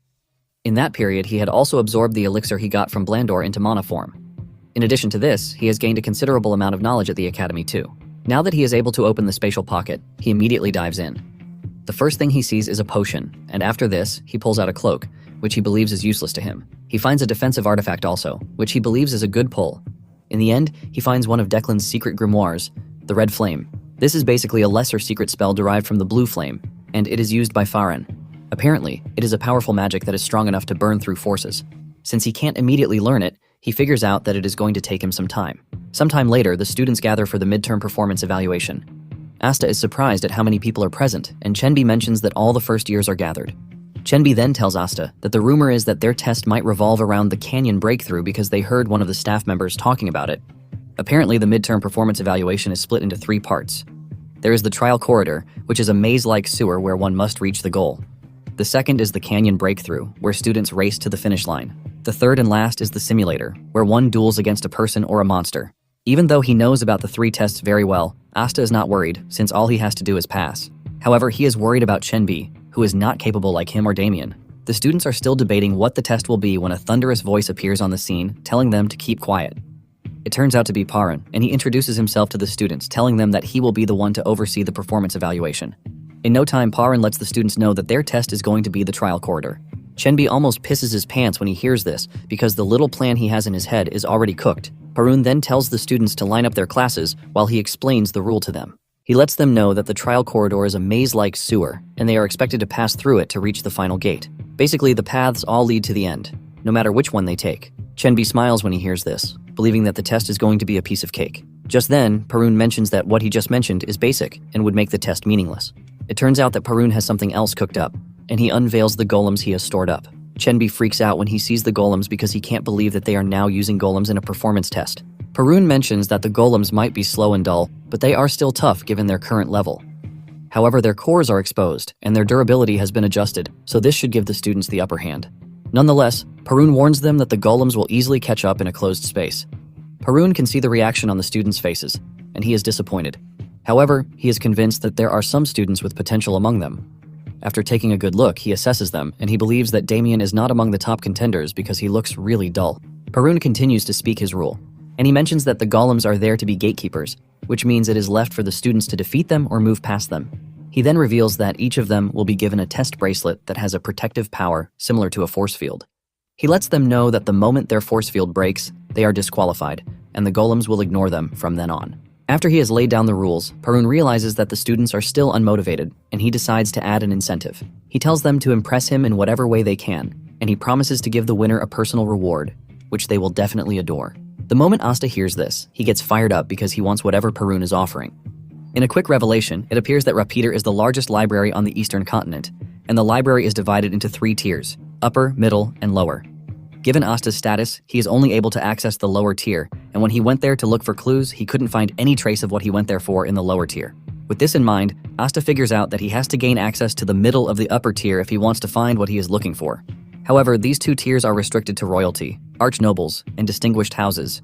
Apparently, there is another way to gain access, and this recommendation from 3 or more professors. With this in mind, Asta figures out that he has to impress Parun. After Parun is done laying out the rules, he tells them that he is going to give them a short prep time to collect supplies from the professors to help them during their test. The students immediately rush over to the assistants, demanding to obtain several high-level items to help them during the test. However, most of their requests are denied because they are not allowed to take in anything that will give them an edge. While the students are all shouting and panicking about what to get, Damien simply requests 20 vine seeds. The assistant professor is surprised that Damien is asking for vine seeds contrary to his primary element, but Damien replies that he doesn't have a primary element, which means he can still use plant magic. Asta is surprised when he sees this because he doesn't believe that the nonchalant Damien is also making preparations. At the same time, Asta is eager to see if Chenbi will finally break out of his shell. Once they are done with preparations, Parun tells them that he is going to assign starting locations, and they are to check their names to know their assigned starting point. Asta then checks where he falls under, and he realizes that he has been assigned to starting point 3. He looks around to see that the other 2 are assigned to different starting points.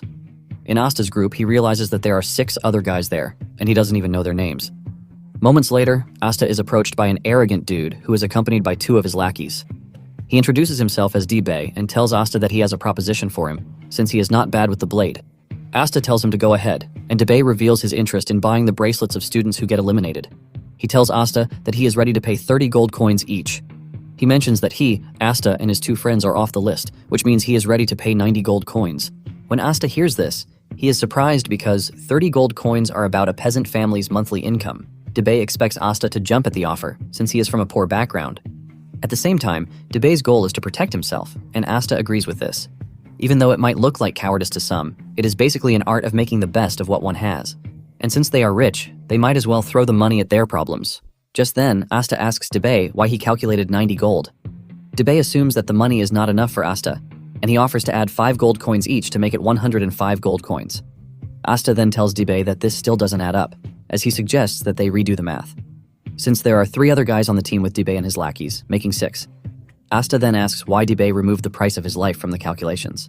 From Asta's calculations, he tells Debay that the right amount should be 210 gold. The moment he says this, the trio is left in shock and total disbelief. Debay is pissed at the amount of confidence oozing out of Asta's body. Debay then decides to raise the price to 40 gold coins each, believing that 35 is not enough. Asta still uses this against him, telling him that the total of the money is now 240 gold coins. Debay reacts angrily at this because he doesn't believe that Asta is trying to make the best of the profit from the deal, even though it might cost him his life. Since he doesn't see a way through with Asta, Debay believes that it would be better if they just back off. He tells Asta that the negotiations are off, and just as he is about to leave, Asta calls him back, asking him where he is going. Asta lets Debay know that he owes him already, and this fully triggers Debay. He demands to know what Asta means by this.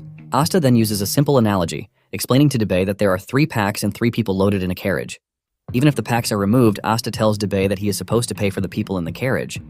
With an evil smile and arrogant face, Asta tells Debay to pay up 120 gold coins, which is 40 gold coins per member. Debay's lackeys immediately jump in to defend their master, telling Asta that he is nothing in Debay's presence. One of them gets overexcited and walks up to Asta, threatening to beat him up. However, he realizes that it is the wrong move when he sees the difference in Asta's stance and voice. Trying to avoid any trouble with Asta, Debay decides to pay up the 120 gold coins. Just as Debay is about to pay, Asta raises the price to 160 gold coins, saying his targets are nobles. Debay has no choice but to pay the money, but he assures Asta that he is going to suffer for the money.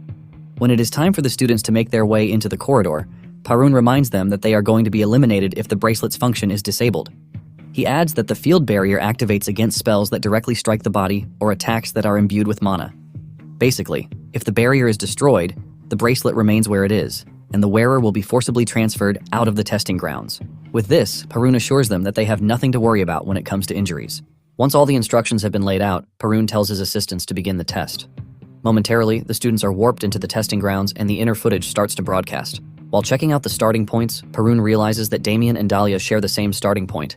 Suddenly, something goes horribly wrong as the broadcasting feed from starting point 3 freezes. Panic ensues among the assistants, who believe that they didn't check properly, but Parun urges them to calm down, telling them that he personally checked everything before they began. Unknown to them, a battle has ensued between Asta and Debay's lackeys. Some minutes earlier, Debay and his lackeys wasted no time attacking Asta the moment they stepped into the testing grounds. Since getting hit by magic means instant disqualification, Asta makes a quick dash for it, dodging their initial attacks. Asta is so fast that Debay and his guys are left in shock as he reaches them like lightning. Before they can react, Asta has started hitting them not enough to kill them, but to get them out of the game. He runs around like the Flash, dealing devastating blows to their bodies to knock them down. After he is done putting them in their place, Asta still makes Debay pay, telling him that he has to give him 320 gold coins for his insolence. In addition, Asta lets him know that he is going to get paid 1 silver coin per hit. By the time Asta is done with Debay, he looks like an inflated balloon. However, Asta makes sure to get Debay and his gang disqualified, leaving him to easily pick their bracelets. Since he needs Parun's recommendation, Asta figures out that he needs 2 more bracelets to claim his reward. Asta then sits down to think about his next move because he is still going to need another professor to vouch for him. He thinks about destroying the trial corridor since there are only 4 pillars holding up the ground. However, he dismisses this thought because he is just going to make an enemy of the entire eastern continent, which will ultimately lead to his death. In the end, he figures out that he just has to keep moving till he finds something. Meanwhile, Damien has resorted to something crazy. He used the vine seeds to take control of some golems, and he started controlling them, making life hard for the students in his vicinity. Panic erupts everywhere as they wonder how Damien is able to control golems with vine seeds. They try to take down the golems, but the vine seeds around the golems make their spells pretty useless. As the whole chaos continues, Chenbi soon concludes that he has no reason to involve himself in any problem since his goal is to qualify. He makes a run for it, hoping to hide somewhere safe. Suddenly, the bracelet starts sparkling and Chenbi assumes that he got hit with magic without realizing it. Because of this, he dejectedly sits down, waiting to be transferred out of the testing grounds, since he believes that he has been disqualified already. Minutes later, he realizes that nothing is happening, leaving him totally confused as to what is happening. Suddenly, a voice echoes through the grounds, and with it comes something sinister. The voice addresses the students, saying they have no demands, but their only mission is to bring consequences to those who have angered the great being. Damien is about to trash one of the students, but he stops so he can hear whatever the voice has to say. Just then, the voice declares its intention, revealing its plans to kill all the students. It is at this point that Parun and the assistants realize that there is trouble. Everything has practically gone offline, and there is nothing under their control again. Parun realizes that the assistants are panicking, and he tells them to stop shaking, urging them to find the professors at once. He tells them that Jaira should be their priority when fetching the professors. Immediately, the assistants ran off to call the academy professors. At the same time, Parun is pissed that there is someone or a group of people who would dare mess with the academy's midterm evaluation. On the other hand, all the golems in the corridor have fallen under the enemy's control. With the golems now in the wrong hands, they start moving really fast and are deadly. Asta is also surprised that the golems are able to precisely track him down. Asta quickly figures out that someone had tampered with the control. Given the large number of golems outside, Asta figures out that all the golems in the storage have been released. Asta, being the battle addict that he is, decides that he has no choice but to have fun with the golems while also dealing with the main culprit. Chenbi is thinking about his trash life when he hears someone running toward him. He turns around, and when the person finally emerges from the dark, it turns out to be Asta. Just as he is about to rush over to hug him, he realizes that he is being chased down by a bunch of golems. Asta easily catches up to Chenbi, and he tells him to make a run for it. Seconds into the chase, Asta can clearly see that Chenbi doesn't have the stamina to outrun the golems, and he would just get caught in no time. Asta then decides to switch to plan B, and he tells Chenbi to hand over his bracelet. Chenbi is confused when he hears this, and Asta explains to him that the golems are targeting the bracelets because they are linked to the control system, which basically makes it an alarm bell. With this explanation, Chenbi hands over his bracelet, but he asks Asta what his plan is.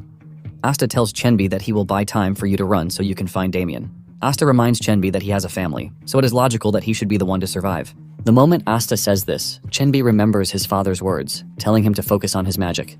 Basically, everyone in the family has been encouraging him since he was young. Chenbi finally summons the courage to leave Asta behind, but he urges him to make it out alive. As he runs away, Chenbi convinces himself that he has no choice but to stay alive because his family deserves so much, since they have sacrificed a lot to support him. Suddenly, he remembers his father calling him his proud son, and a moment of realization hits him. He starts questioning himself, wondering if he is something worth being proud of. He realizes that he has been indecisive, timid, and basically nothing special. The fact that he even abandoned his friend gives him the reality check that he wanted. With this, he decides that he is not going to add any other guilt to what is already there. Chenbi then turns around with the determination that he is not going to give up. He decides that he is going to use the best magic that he is capable of, and this is one that his teacher left for him. As he cooks up the spell, he prays that it works.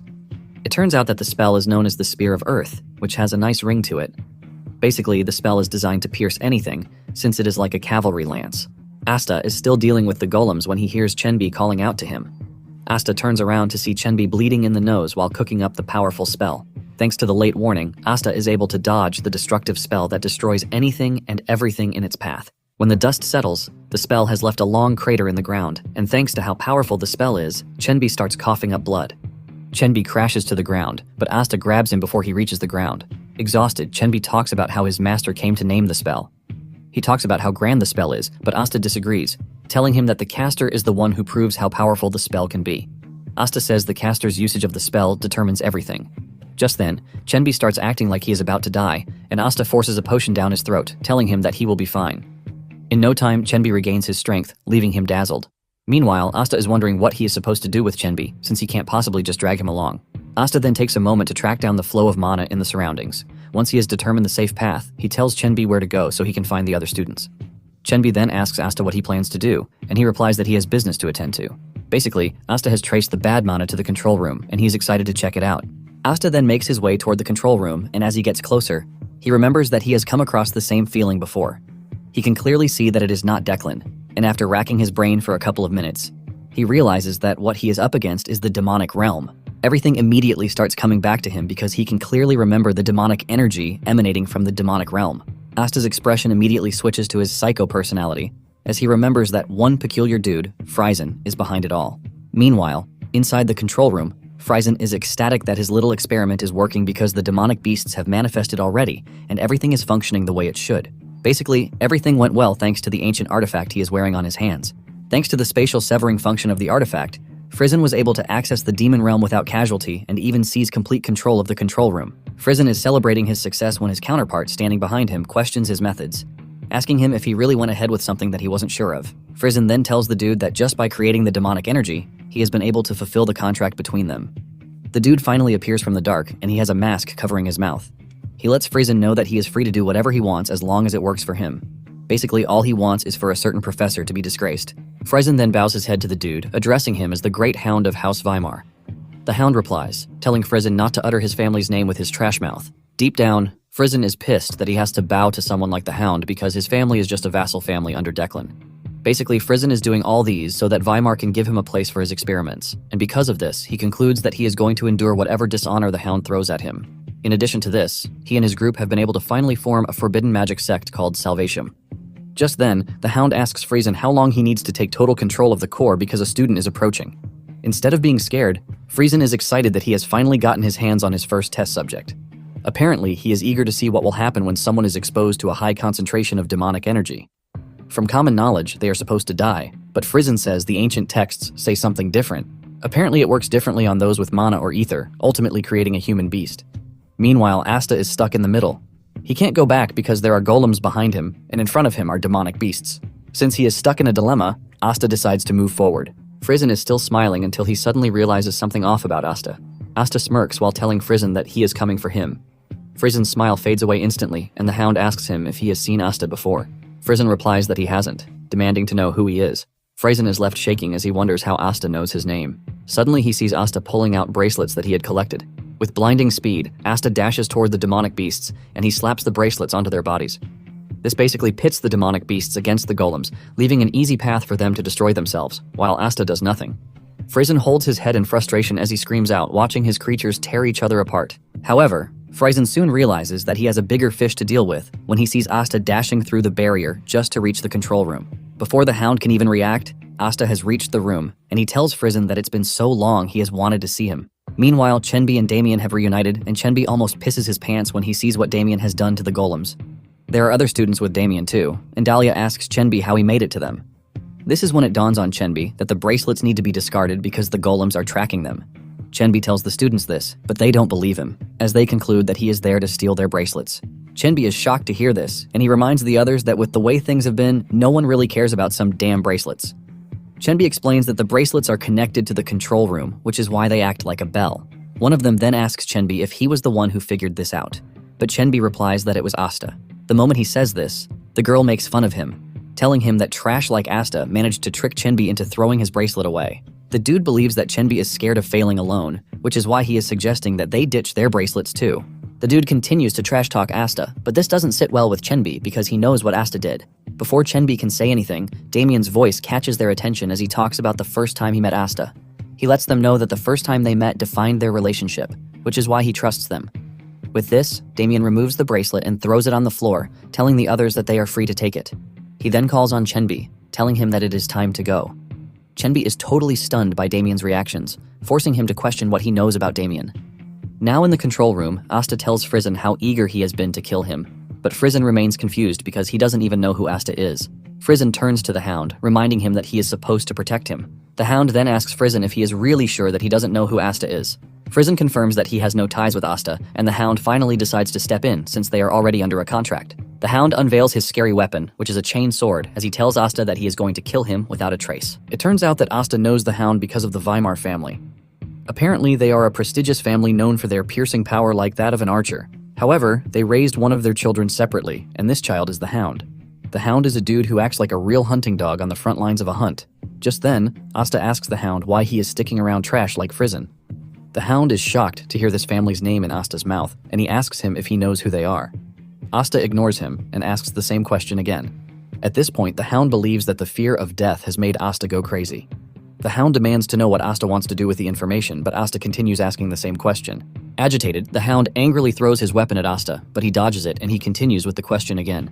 Meanwhile, Asta is moving closer, but the Hound believes he can get him before he reaches him. He plans to use the retrieval spell on his weapon to catch Asta off guard, but to his utmost surprise, Asta catches the weapon just as he is about to reach him. Now face to face with the Hound, Asta tells him that he has raised dogs before and they get agitated when a sound is repeated. The Hound is pissed when he hears this because he can't believe that Asta is comparing him to a dog. However, Asta lets him know that he is telling him exactly what he is. Before the Hound knows what is happening, Asta has struck him with his own weapon. Fear grips Frizen when he sees this, and he screams at the Hound, reminding him that he can't lose to some unknown brat. However, the Hound is already under Asta's thumb. Before he can make any more moves, Asta delivers a body-shattering punch to finish him off, leaving Friesen in shock. Once he is done with the Hound, Asta turns to Friesen to make fun of him, asking him if he is still hiding behind someone else, just like he usually does. Friesen is pissed and he whips out a demonic device, but before he gets the chance to activate it, Asta relieves him of his hand. Friesen screams in pain as blood gushes out of the severed hand. It is at this point that he knows that he is done for, and he starts screaming at Asta, telling him to stay away. Just then, Friesen resorts to threats, telling Asta that he won't be able to stop the demonic realm if he kills him. Friesen reminds Asta that his comrades are going to die in the demonic realm if it stays on, but Asta's reply shocks him, as he tells him that he is willing to wait for the demonic realm to consume everyone. Asta urges Friesen to enjoy the show because he is next, and this is when Friesen figures out that he has run into a psycho. Friesen cannot believe that Asta doesn't even care if he is staring at the demonic realm or not. In fact, he is willing to let his friends die, and because of this, Friesen starts asking himself if Asta is human at all. Friesen then reminds Asta of what he said about everyone dying if he doesn't stop the demon realm, but Asta maintains his stance that he doesn't care. Friesen demands to know why, and Asta dashes at him, telling him that he doesn't care because he knows that the method is quite simple. Just then, Asta grabs his right hand and removes the artifact. Asta then tells Friesen that he is not the only one who knows how the artifact works and how to use it. Asta puts on the artifact, and he places his hand on the core to successfully dislodge the demon realm. Friesen is left in shock when he sees this, and Asta lets him know that there is no way he is ever going to forget him. Asta mentions that Declan pinned a bunch of crimes on Friesen before having him executed. Basically, to prevent this was why Asta started chasing Friesen. Asta narrates just how long he was chasing Friesen that he almost lost his mind. Even though Asta was the best in tracking, he couldn't find Friesen. Asta admits that Friesen was quite the runner because he moved basically everywhere on the planet. Asta mentions that he searched everywhere, leaving his hands soaked in blood. After chasing for so long, Asta mentioned that he tracked Friesen to the demonic realm. Asta didn't hesitate before entering the demonic realm. Monsters kept coming at him left and right, and even the demonic energy eroded his body and mind. At last, he still couldn't find Friesen, and he gave up. He crawled out of the demonic realm to be met by a troubleshooter who was already waiting for him. He mentioned that he had news, but he was too scared to enter the demonic realm to tell him. This was why the dude stayed outside until Asta came out. In the end, the news turned out to be about Friesen and the fact that he was dead. Apparently, Declan had caught him and squeezed out every last detail about forbidden magic and the artifact. Asta talks about how empty he felt, causing him to sit in front of the demonic realm for days, just staring at the sky. After hearing Asta's story, Friesen replies that he has no idea what he is saying because he is just an attendant. Asta ignores his words when he realizes that he is bleeding too much.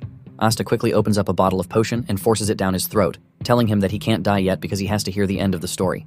Deep down, Friesen is trying to find an escape route since Asta has just given him a fighting chance. Asta continues the story, and he talks about how he saw a wyvern in the sky, and it looked free. This was when it dawned on Asta that he had become an empty person who was just venting emotionally. Because of this, he erased the idea of revenge from his mind. However, as fate would have it, he ran into Friesen. Friesen is still cooking up his plan to escape when Asta dashes toward him and slams his head into the ground. Asta looks absolutely dangerous as he tells Friesen that he had researched everything about the demonic realm and Friesen's experiments just for the sake of when he finally meets him. Asta tells Friesen that he managed to document how his comrades died, and because of this, he is going to take his time to recreate every bit of the pain in Friesen's body. Tears and sweat run down Friesen's face with the grim realization that Asta is going to enjoy what he is about to do to him. 2 hours later, Jaira finally gains access to the testing ground and she screams at the attendants to find the students so that they can save them. She is pissed that an ancient magic took her 2 hours to break, and at the same time, she is not ready to lose any of her students. Just then, one of the assistants came running to her to show her the system's core, revealing that everything had been restored to normal and all spells had been removed. Jaira then tells the assistants that they should prioritize rescuing the students over catching the intruder. In addition, she doesn't want any announcements because they have no idea how the intruder will react. Soon afterward, all the students are accounted for, leaving Jaira utterly confused. She can't believe that they were under attack for over 2 hours and none of the students died in the process. Just then, Perun reaches out to Jaira, telling her that he has gained access to the internal control room. He then displays what he saw in the control room, and Jaira is horrified when she sees 2 mangled bodies lying in the control room. Jaira is left wondering who could have carried out such a brutal killing, and suddenly she remembers Asta's profile that she saw the other day. Jaira turns around, and she ends up locking eyes with Asta. Without a doubt, she can clearly see that Asta has something to hide. Moments later, the headmaster also shows up, saying he had to come as fast as he could. Jaira is surprised that the headmaster made it all the way from the eastern outskirts of the continent in such a short space of time. The headmaster, on the other hand, is pleased that Jaira wrapped things up nicely. At the same time, the headmaster has taken up interest in the report that Jaira sent to him, claiming that Asta was the one who dealt with the intruders in such a brutal way. Basically, every mage has what is called a heart demon, and it always appears without warning. Most times, this heart demon of a thing never ends well. Due to the fact that he always followed orders in his past life as a troubleshooter, Asta didn't have this.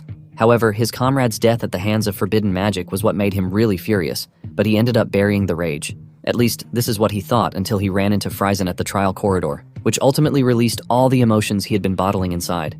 Asta felt like he was carrying a bomb in his chest that could go off at any given time. Now that it is already a week after the whole incident, Asta believes it is the perfect chance for him to start absorbing the Crimson's Fire secret tome. Basically, the secret art he mastered in his past life was a non-attribute secret art that was given to troubleshooters. However, this will be his first time learning an elemental secret art like Crimson Fire. This is why he has made sure to read the first stages over and over again, but at the same time, he looked at the ending to make sure everything feels right. Even though the primary mana circuits are not that different from the Heavenly Origin technique, simply circulating mana through the Crimson Fire's circuits only grants fire-aspected mana, which means the form of the mental image must be carefully maintained. Just then, Asta is able to activate the tome, and he starts absorbing the mana, igniting a flame in his heart that burns through his hands. After he is done with manifesting it, he proceeds to the compression of the spell. He soon realizes that the toll it is taking on his body is much greater than his usual non-attribute mana. In the end, he is about to successfully absorb some of it, and Asta believes that he is now one step closer to Farron. He is glad that he has finally added the fire attribute to the basic art. Just after he is done and thinking about how to go about the whole thing, he senses a great presence outside the building. Without a doubt, he could see that the person was trying to call him out. Asta doesn't hesitate, and he steps out of the building, and to his surprise, it is the old dwarf, the headmaster. The headmaster then mentions that he finally understands why Jaira was suspicious because Asta handled the fire mana cleanly. He admits that Asta is something else, and Asta casually calls him principal, but the old man suggests he call him headmaster instead. Suddenly, the headmaster releases a massive amount of aura from his body, causing Asta to start questioning what is happening. However, he is a former troubleshooter who has no business in the field of fear. He manages to stand his ground, and the headmaster finally speaks out, telling Asta that he is the highest authority in the academy, and he deserves some form of respect and greetings. Asta immediately bows his head to the headmaster, offering his greetings at the top of his voice. The headmaster then urges him to keep his voice down because he is free to shout as much as he wants, but no one is coming because he has blocked out the surrounding sound. Asta is surprised and impressed at how intuitive the old man is. Asta was trying to get people's attention, but the headmaster already moved ahead of him. Asta then asks the headmaster why he came, and he mentions that he came because he has questions. However, his replies would be the tipping point. Just then, the headmaster proceeds to sit down, but this releases so much pressure that Asta is crushed to his knees. The headmaster tells Asta that Jaira told him Asta is hiding something, and he is interested in whatever it is. Asta is totally blown away at how powerful the headmaster is, and he can't believe that he is the same man who couldn't deliver a straight speech at the Grand Hall. Asta has no choice but to admit that the headmaster is a monster on its own. However, Asta doesn't think the headmaster can be compared to Declan. With this, Asta is able to find a way through the headmaster's mana flow and cuts it off. Once he is free of the headmaster's influence, Asta lets the headmaster know that he is aware that he came because of the events that happened at the trial corridor. The headmaster is surprised that Asta is not trying to hide it, and Asta replies that it is not worth hiding. Asta would have preferred that it remain a secret, but at the same time, it is too great to hide. With this, Asta asks the headmaster if there is anything he would like to know. Asta is totally confused by how the headmaster moves because one minute he is serious, and another minute he is smiling. The headmaster then replies that he would ask questions, and Asta is free to reply to the ones he can, because this is better than beating Asta up. With the two in agreement, Asta sits down to listen to what the headmaster has to say. However, Asta uses a parable before the headmaster starts asking his question. He talks to him about a wyvern getting preyed on, ultimately getting the headmaster's attention. This pushes the headmaster to equate their situation to a battlefield, and he tells Asta to regard him as his senior, or he will knock him out. Asta obediently bows to the headmaster, calling him senior, and the headmaster compliments his obedience. Once they are on the same page, the headmaster unleashes a furious aura before asking Asta why he left the intruders in such a brutal state.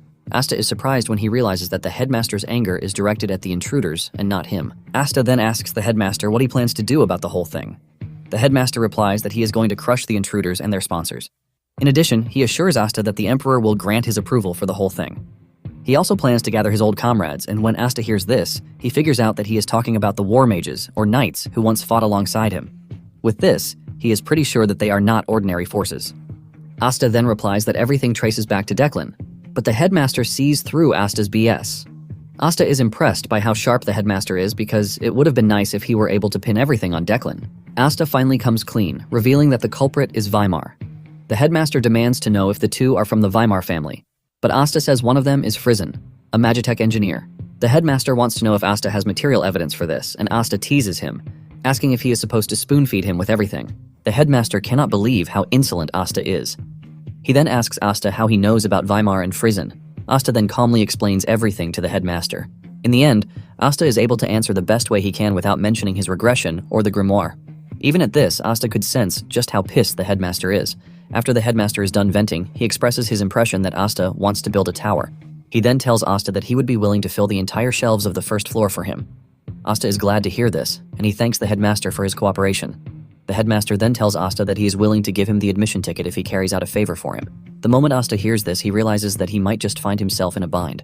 The headmaster can already see that Asta is worried, and he urges Asta to cheer up. He tells him that the favor can wait till later, and he jumps on the artifact that constructs the demonic realm. The headmaster says it might be dangerous, but at the same time, he believes that it is useful in the library Asta wants to build because of its spatial severance ability. Asta cannot argue about this because the artifact is pretty much useful. Since the academy professors found it hard to break through, Asta is convinced that it would be useful in defending the tower. However, he has a problem, and this is the fact that he is not very knowledgeable when it comes to Magitech. The headmaster then tells him to see Jaira about this. The headmaster assures Asta that he is going to put in a word for him because she is someone he can trust. However, he is pretty sure that Jaira will be interested in his identity, unlike him, who doesn't really care. To counter this, the headmaster comes up with a cooked-up story just in case. The next day, Asta is studying when Damien and Chenbi show up. He is shocked to see how much weight the two have gained in 1 week. Asta is surprised to see that the students have gotten closer to Chenbi and Damien. Chenbi tells Asta that everyone has been grateful to them thanks to the bracelet info he provided at the trial corridor. In fact, they were even given elixirs as gifts, and their parents helped out too. Chenbi thanks Asta for the help, but Asta replies that there is no need to thank him because Chenbi was able to convince the students on his own. Asta tells Chenbi that he was the one who created the change himself. Asta then asks Chenbi what Damien did in the trial corridor. Chenbi replies that Damien was able to bind a golem with plant-type magic and put it to work. Basically, he controlled golems, and he named them Cerberus 1 through 3. Just as Chenbi sits down to have a proper conversation with Asta, Jaira shows up, telling Asta to come see her in her office at that very moment. When Asta arrives at the office, Jaira asks him if he knows why she summoned him. Asta simply replies that he is pretty sure that she didn't call him for counseling. Jaira confirms this, saying she has heard the story. Basically, the headmaster has told her that Asta is the descendant of an old war mage. She has also heard that the one behind the incident is Weimar, and Asta affirms this, saying they are all trash, including Declan. Asta is impressed that the headmaster has already set everything up. Instead of drawing attention to Blandor under a disguised identity, the headmaster suggested that they go with a descendant of an old war mage, wandering the continent while hiding his identity. Basically, the war mage has a beef with Declan and Weimar, and Asta agrees with this because it goes with his main goal. Jaira then mentions that the whole thing has loopholes, but she is not going to probe further, since the headmaster already spoke to her about it. She assures Asta that she is going to cover everything up because she can see that Asta is not a threat to the academy. Suddenly, Asta spices the mood by staring at Jaira's bouncy melons before telling her that she is way older than him. Jaira initially gets angry, but finds a way to calm herself. She believes that Asta is just trying to compliment her, and she calmly accepts it. Jaira compliments Asta, saying it was all thanks to him that they were able to preserve the students in the corridor. Just then, Asta tells Jaira about his plan to establish a library, and he asks her if he could get her support in the form of publications. Jaira doesn't hesitate before telling Asta that she is on board with this, and Asta heaves a sigh of relief. He has basically concluded the 3 academic ties that he wanted with this.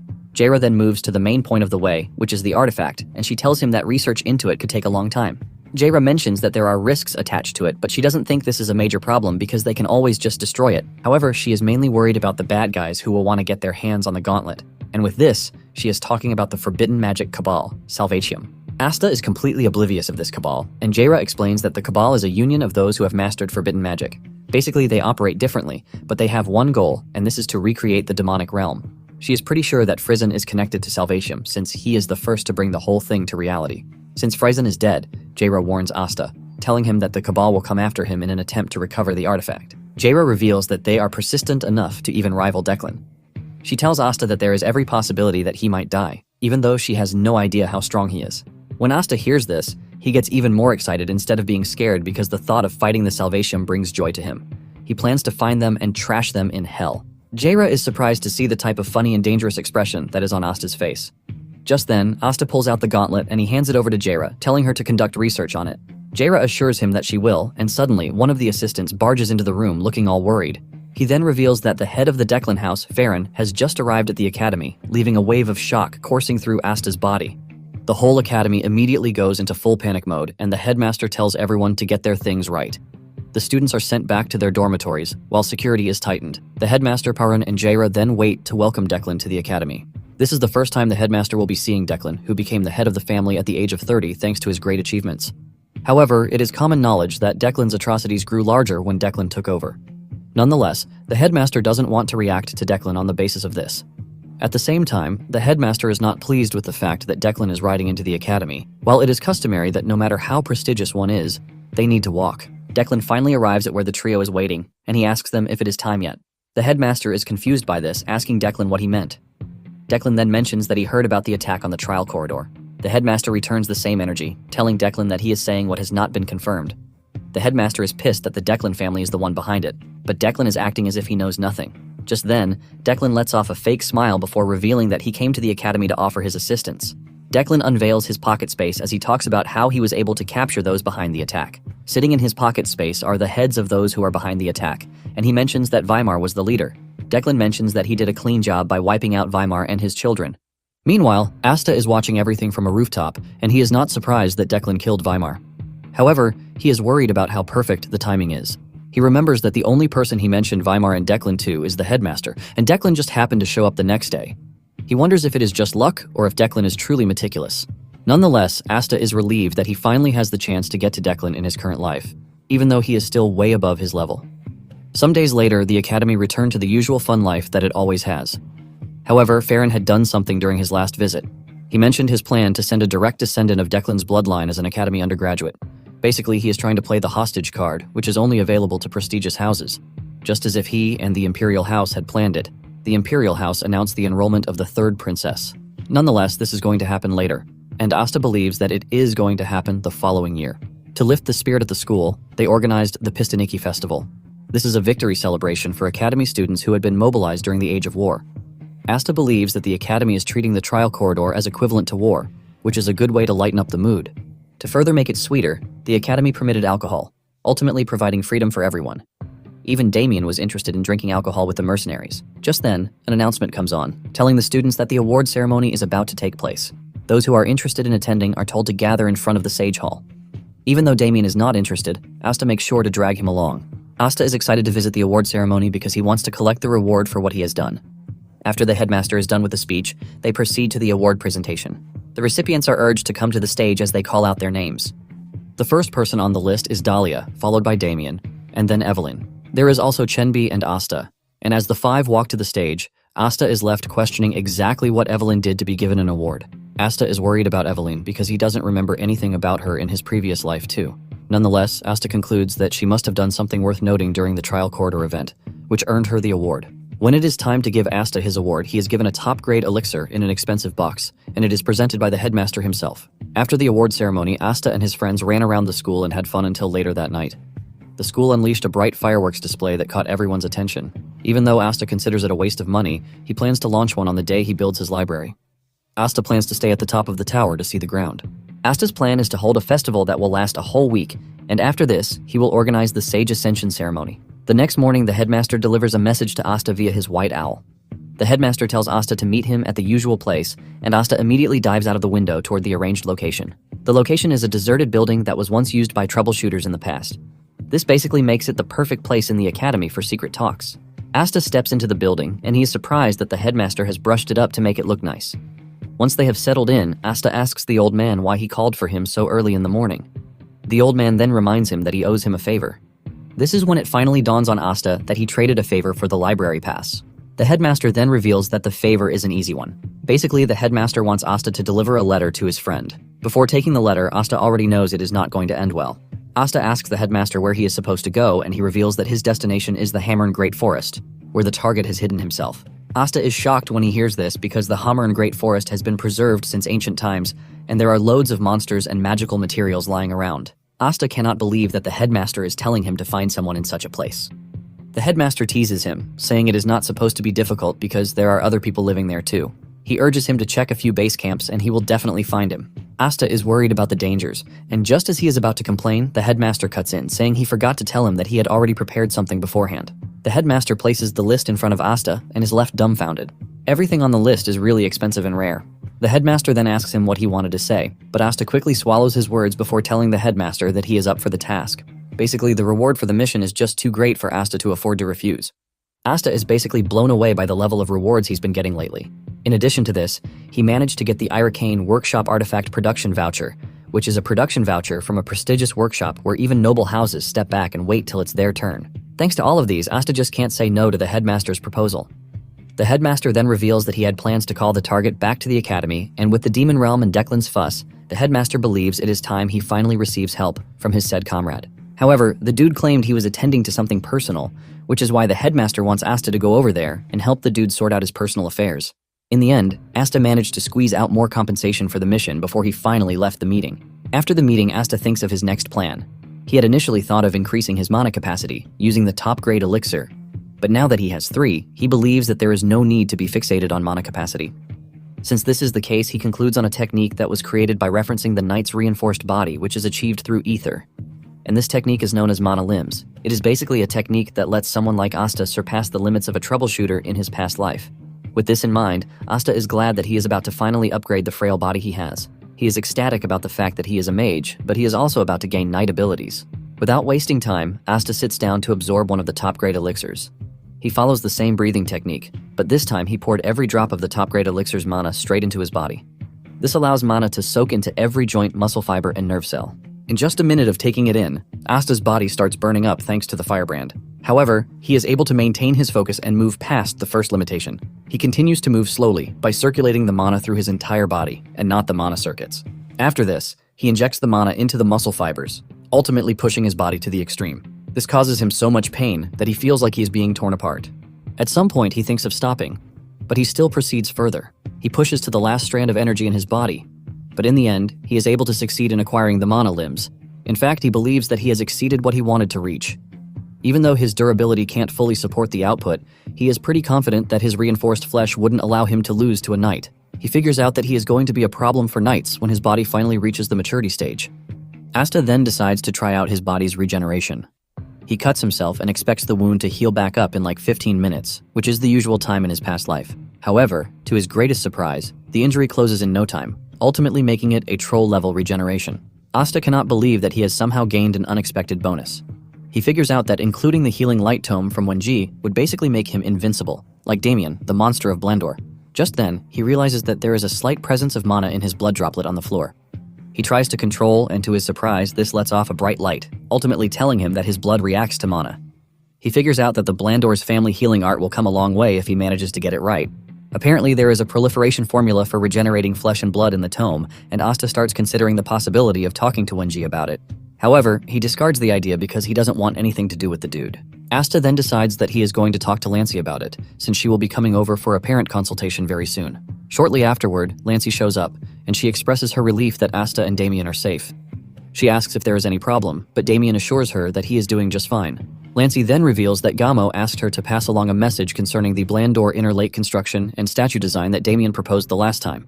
Lancy admits that the proposal was detailed, but Gamo doesn't approve of it. This shocks Damien, who was already excited, but Lancy tells him that there is still a chance. She tells Damien to place within the top 16 overall in the Academy's midterm evaluation, so she can have leverage when talking to Gamo on his behalf. Asta immediately figures out Lancy's game plan the moment she says this. Lancy then tells Damien that there is no need for him to worry because he has Asta and Chenbi to help him out. Lancy then tells the two that they are going to be rewarded bountifully if they are able to help Damien out. Asta realizes that he has been pushed to the wall, but he has no choice but to dance to their tune because he needs the proliferation formula, and Lancy is the way out. With this, Asta assures Lancy that he is going to help.